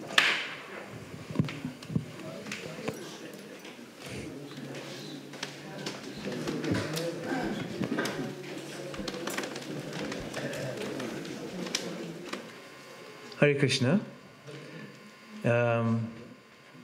Yes, just to continue what Prahlad was saying, that we do want participation. And this is the way philosophy has been discussed since time immemorial. We all know that the Greek philosophers did not sit in classrooms, they walked and discussed. And that I have personal experience of, and we have experience with Srila Prabhupada doing the same thing. Seeing this slideshow just brings back so many memories. Memories of devotees and memories of Srila Prabhupada. And the last 5-6 days now, I've been thinking about, actually, Brahma Murta Prabhu asked me the other day in Koshnas, when you see all these things, he happened to call me, you weren't there, but he happened to call me the father of everyone that were there. And I didn't know if he was rude or if he was actually referring to something higher. And he said, what do you feel when you see them all? And I thought, and I had to think how to put that in words. He went on, so I didn't quite have time to respond. But I felt proud. I felt really proud. This is something extraordinary that we see, especially in view of how it started. I'm not sure that you know, some of you would know, but we started in a, couldn't be a more humbler way, in a tent, in a camping ground. Ajit and Krishna Premi had gone a little ahead of us. We were in Germany, and Ajit and Krishna Premi came down. I was trained up. I was traveling with Havardhana, the one we talked about, simply Vishnu Tattva, was it? The specialist, yes. Anyway, I traveled with him, distributing books in Germany without speaking very much German. I felt very much uncultured, not speaking the language so well. So when we were ready to go to Sweden, I felt relief. I can now explain myself, who I am and what I'm doing here. Ajit had been there a few weeks before, and broken the grounds, had a first Harinam with Krishna Premi, and so when they came to Germany, we went together back to Sweden. And we had no place to stay, of course. So, but we did have opportunity to get a tent. Was it from your parents? Yeah, I suppose, yeah. Yeah. So we got a tent, and we started going into Stockholm City for the Harinam and distribution of the little booklet, Krishna Reservoir of Pleasure. And then we return each night to the camping ground, and we had the help of a brahmachari, English brahmachari, who was in Germany, called Narendra, and we saw him in the picture there. What time of year was it? Sorry? What time of year was it? This was in July. We arrived in the beginning of June. Yeah. Oh, so it was in June. Yeah, it was in June. You know, I always thought it was the 1st of June, and you told me no, it's later. No, it was probably the 1st of June. Oh, yeah. So I was right. Yeah. Oh, okay. Oh, sorry, but what year? 72? 73. The same year as Prabhupada came here. Yeah. Just a few months before. But sorry, you all came to Hamburg Temple in late 1970? In May 73. We came to... That was May 73? Yeah. First Hamburg and then Heidelberg. Yeah. And from Heidelberg, there was a base when we were out on Sankirtan. We were traveling around for 3-4 weeks. Yeah. In Germany to collect funds for our mission in Sweden.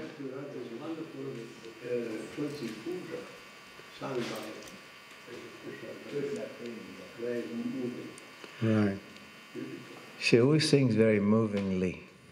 Yes. I don't know now, but I haven't heard you sing. I've seen you cry, but I haven't seen you sing. Oh, okay. Anyhow, so we stayed in that camping ground. Narendra was sleeping in the car, and we were in the tent. And so we used to come in every day and do book distribution and Harinam.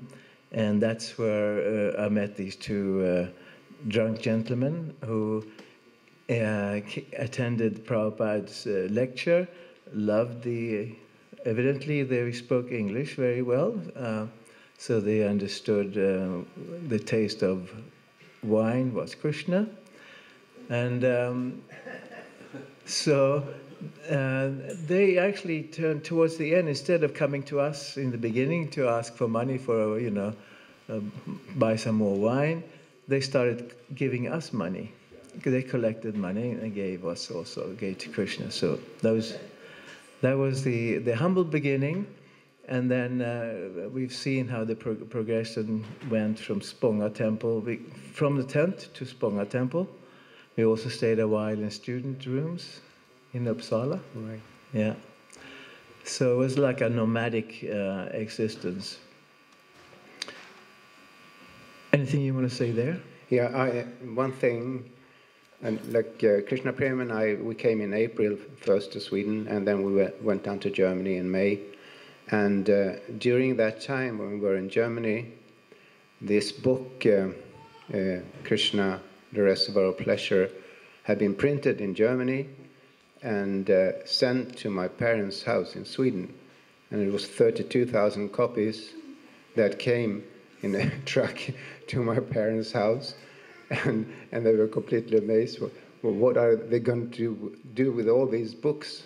So they had to empty their storage and everything, and all these boxes of books had to be.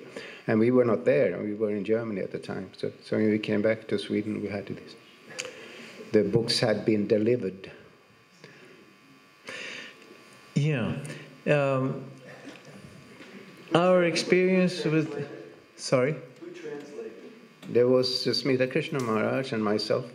We'd done different parts of it. And not with the Swedish letters? Or no. Was an A with a handmade circle above it? Yeah. It didn't look the best. The book was nice, though. And your parents were so accommodating. Yeah, I mean, they were very tolerant and accommodating. That was a base, actually, in the beginning. When we went out we came back to my parents' place, and then we went out and lived in tents, and he came back to gather books and stay there for some time.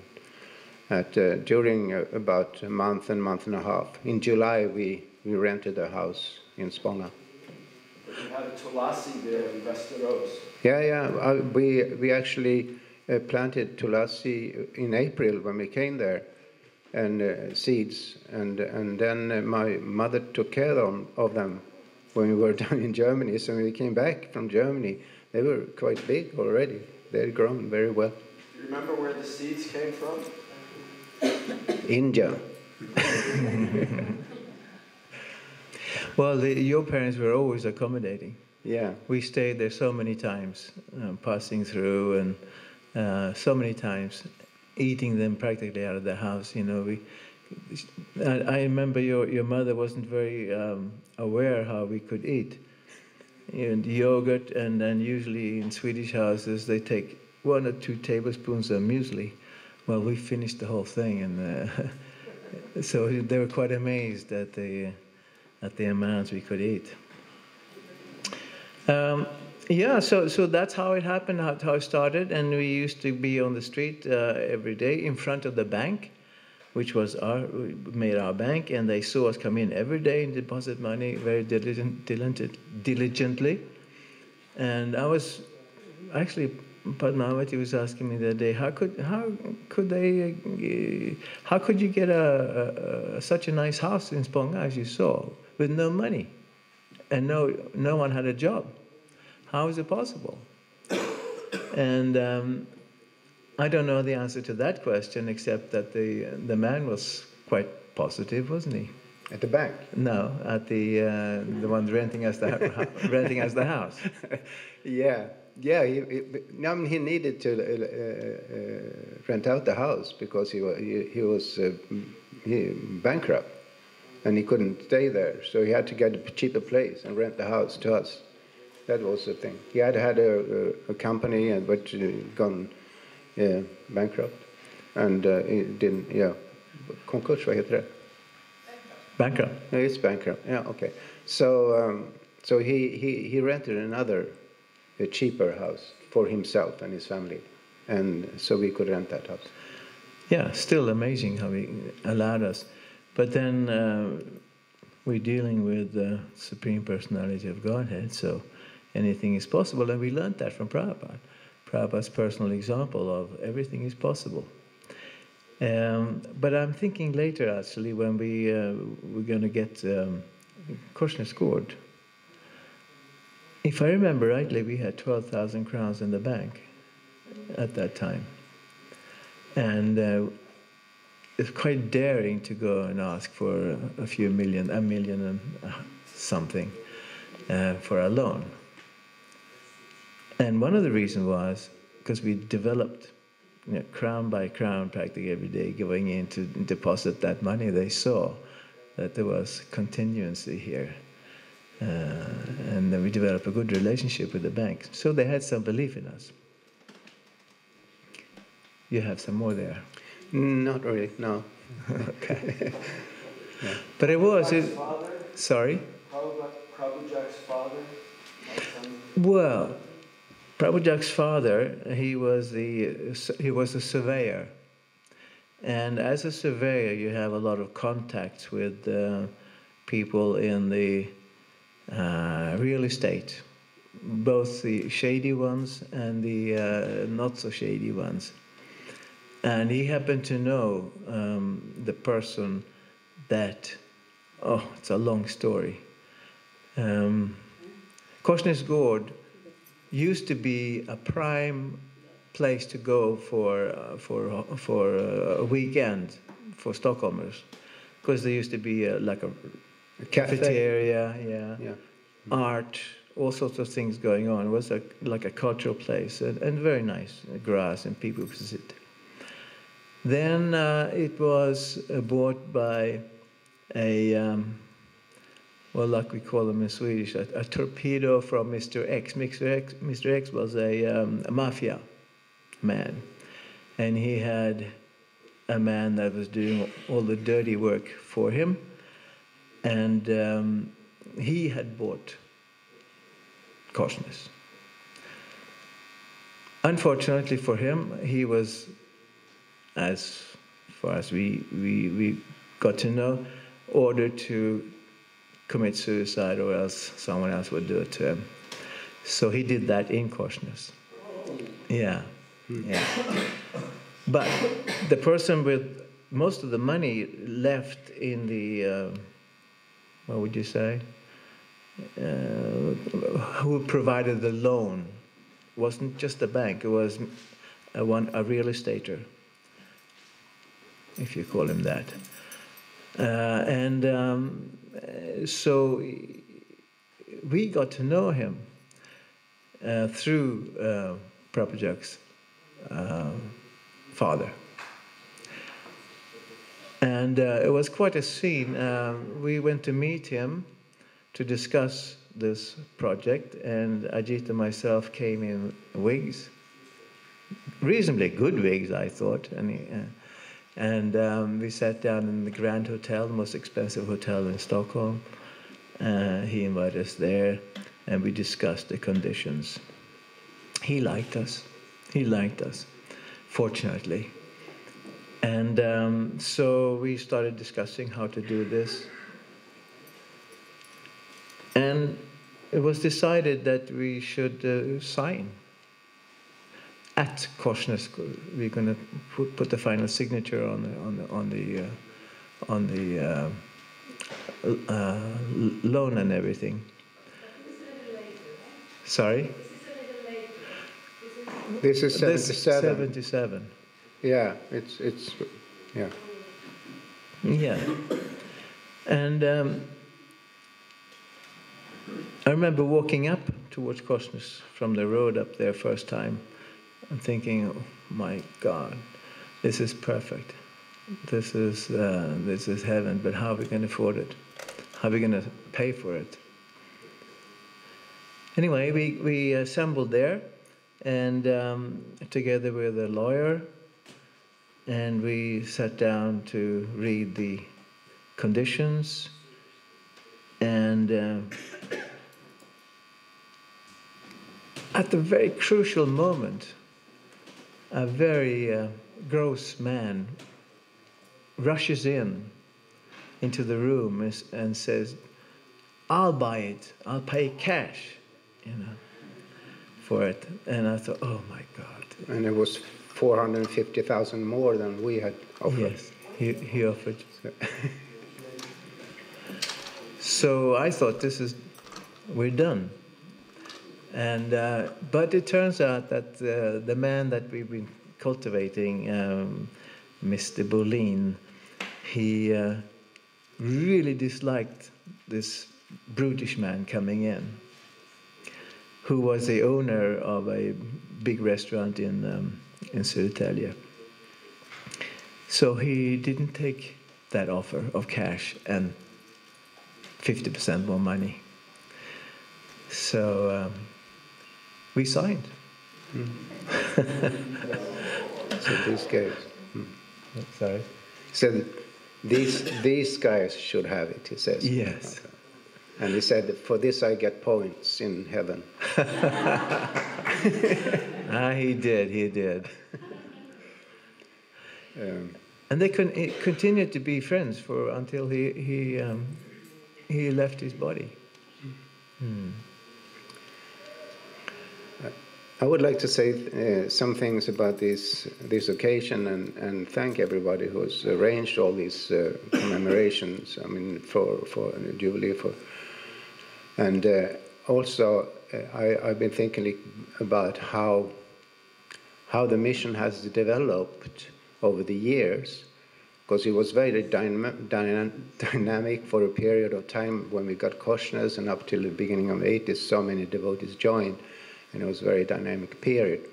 And but what is the extraordinary thing that has happened, it has also to do with how this tradition has become respected and well known, especially in the academic field and people, which was shown by the workshop that Pranava had arranged in Stockholm at the same place and same time.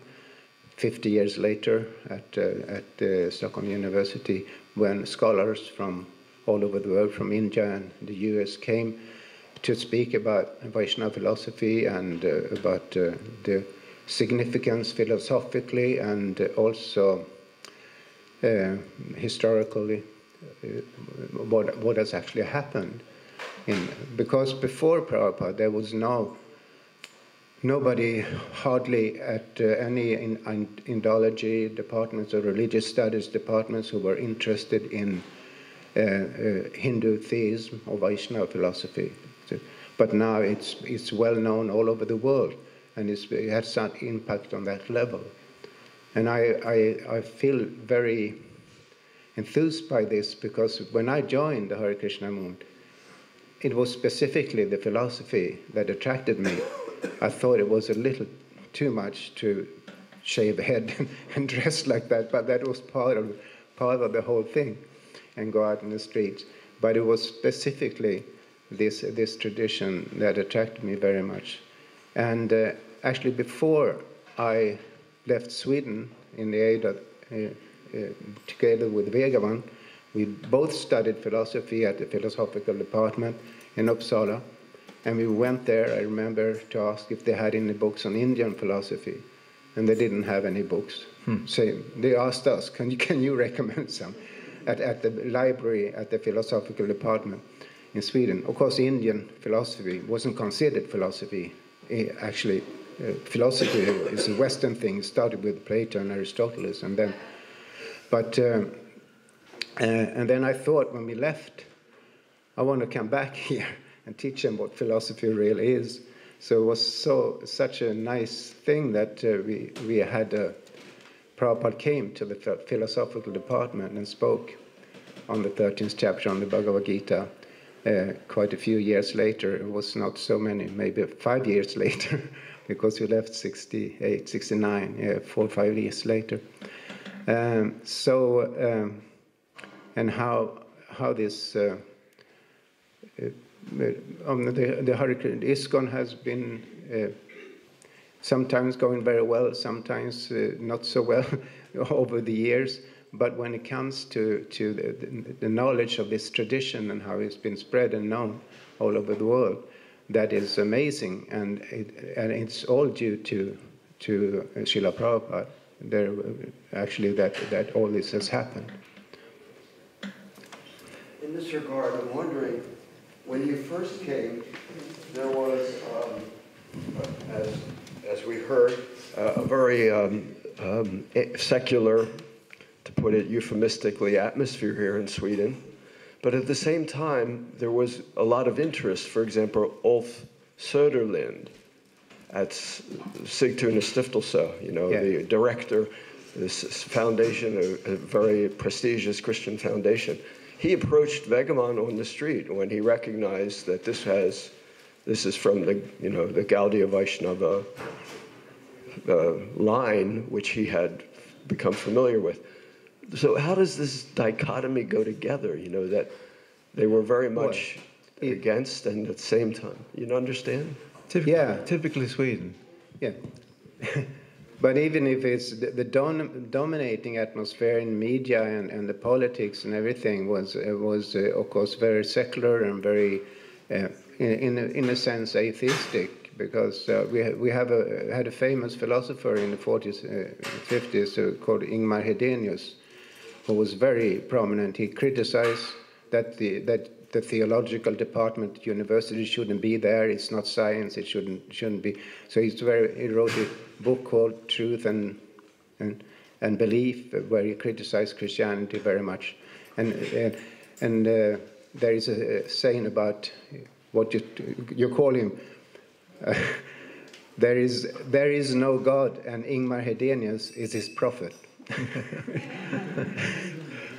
So he and other culture persons had such a strong influence in Sweden that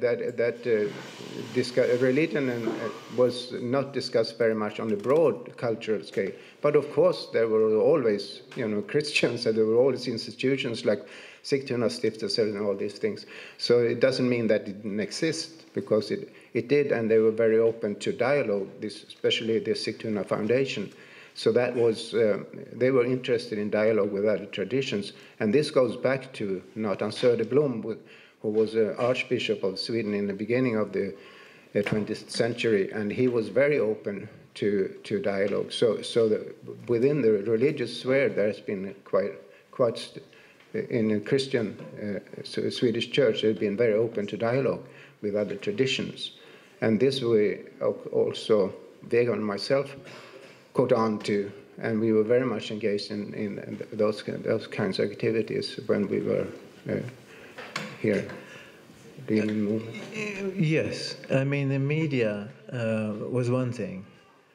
As we heard, I did give a lecture the other day, Stockholm University. The media was saturated with Marxist ideas, or even more revolutionary ideas. But people in general, if they had one good thing, it was that they were kind. And therefore our reception on the street, for example, was usually, we were well received in speaking to people. And so that was good. And we had decided, because we had been in Germany distributing books previously coming here, and we had decided, talked about, we're not going to be like in Germany. We wanted to do this. We wanted to try and do it in a way. We were not confronting people. We wanted to include people. We wanted to, as Ajit said, we arranged symposiums with scholars, with authors, with bishops, and so we had a lot of dealings with people on platforms that were rather important also. And we attended other organizations in their meetings, just to give us a good foundation to stand on, to work from.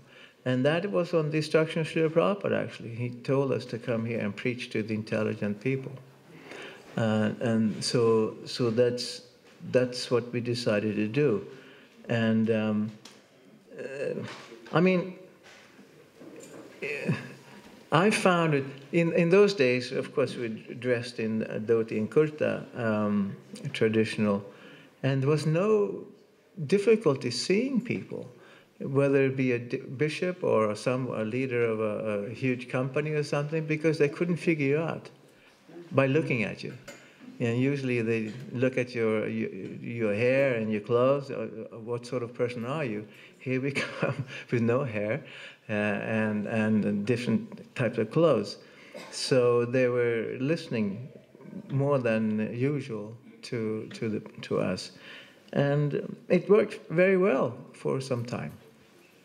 Mukunda Prabhu mentioned that in Sponga, there was the 14-year-old Osa who saw you wandering in the neighborhood there all together with Prabhupada, like we saw in the pictures. Now, how was it with the neighbors there in this Stockholm suburb with this invasion, or not called invasions, you know what I mean? Particularly one neighbor wasn't very much interested or impressed by us. Do you want to tell the story? Well, yeah, but I was temple president when this happened, and all these devotees came from Germany, and we had this, and they had, I was about up to 8-10 VW vans or something that parked outside on the street in front of all these houses, and and all these people, and it was, I mean, not only these neighbors, but many of the neighbors were a little shocked, I think, with all these people in a very quiet suburb to Stockholm, and I can't understand how we managed to. Everyone stayed and slept. It was about 60 people in that house. Yeah, I can't believe it either. We had a garage. On the garage, we put these masonry things so they on the cement floor, so the people could sleep there. So because it was so many devotees. But anyway, these neighbors, they were actually Pentecost Christians, and they complained very much, and they had complained before this also when we had RT and things for the sound and everything, and also even the health department came to register how much sound it gave when we were giving kirtans. Mm-hmm. Remember that? Pardon? Is that Pingstvänner, yeah. Pingstvänner, yeah, right. So yeah, and they wrote and the media was there, and they said not only the sound, but to be always surrounded by people who are so strange. It gives me and my wife such we feel bad, psychologically about it. So they were really upset. Did they count the shoes? How many shoes? Count the shoes? I have no idea what they did. Really? We were in this house, and the architect of the house was living across the street or something. And they were actually picketing, and they were counting all the shoes. It was like 50, 60 pairs of shoes here. How do they all fit in? They're all taking showers with garden hose. Even we are surprised. So what to speak of them? Yeah. Apart from that, didn't hear much from the other neighbors. No, some neighbors were very kind, actually. So, yeah.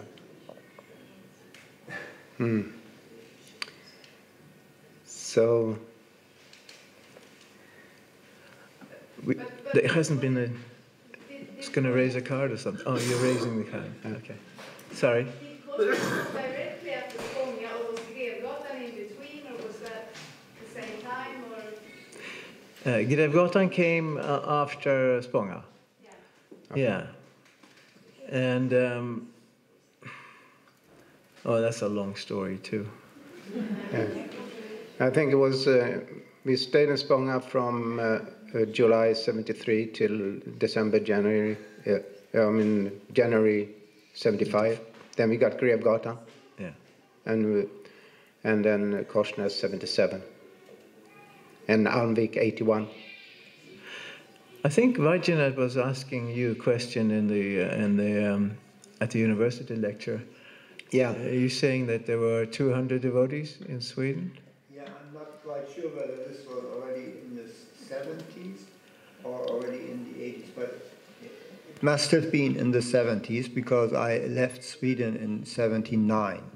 So there were 200 devotees at the end in Sweden and no more than that in Germany. So that was what I remember. So there was, but Germany has 80 million inhabitants, and Sweden only 10 million. But we never had 200. No. No? No. No. Then must be maybe. I think we were about in the end of 70s and beginning of 80s. We were maybe about 100. I think.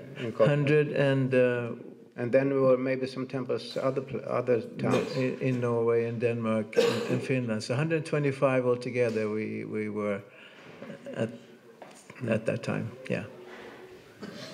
But it was a lot for being a small populace like that, 9 million, whatever we were at the time.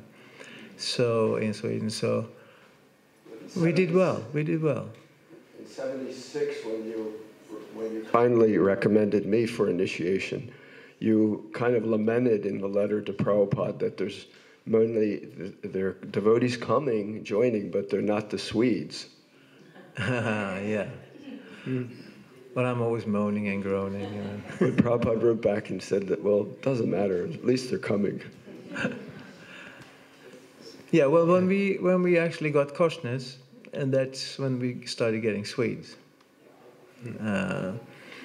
It was interesting because we had to go. You remember very well when we got Korsnäs. Yes, Yoginda did the most daring thing.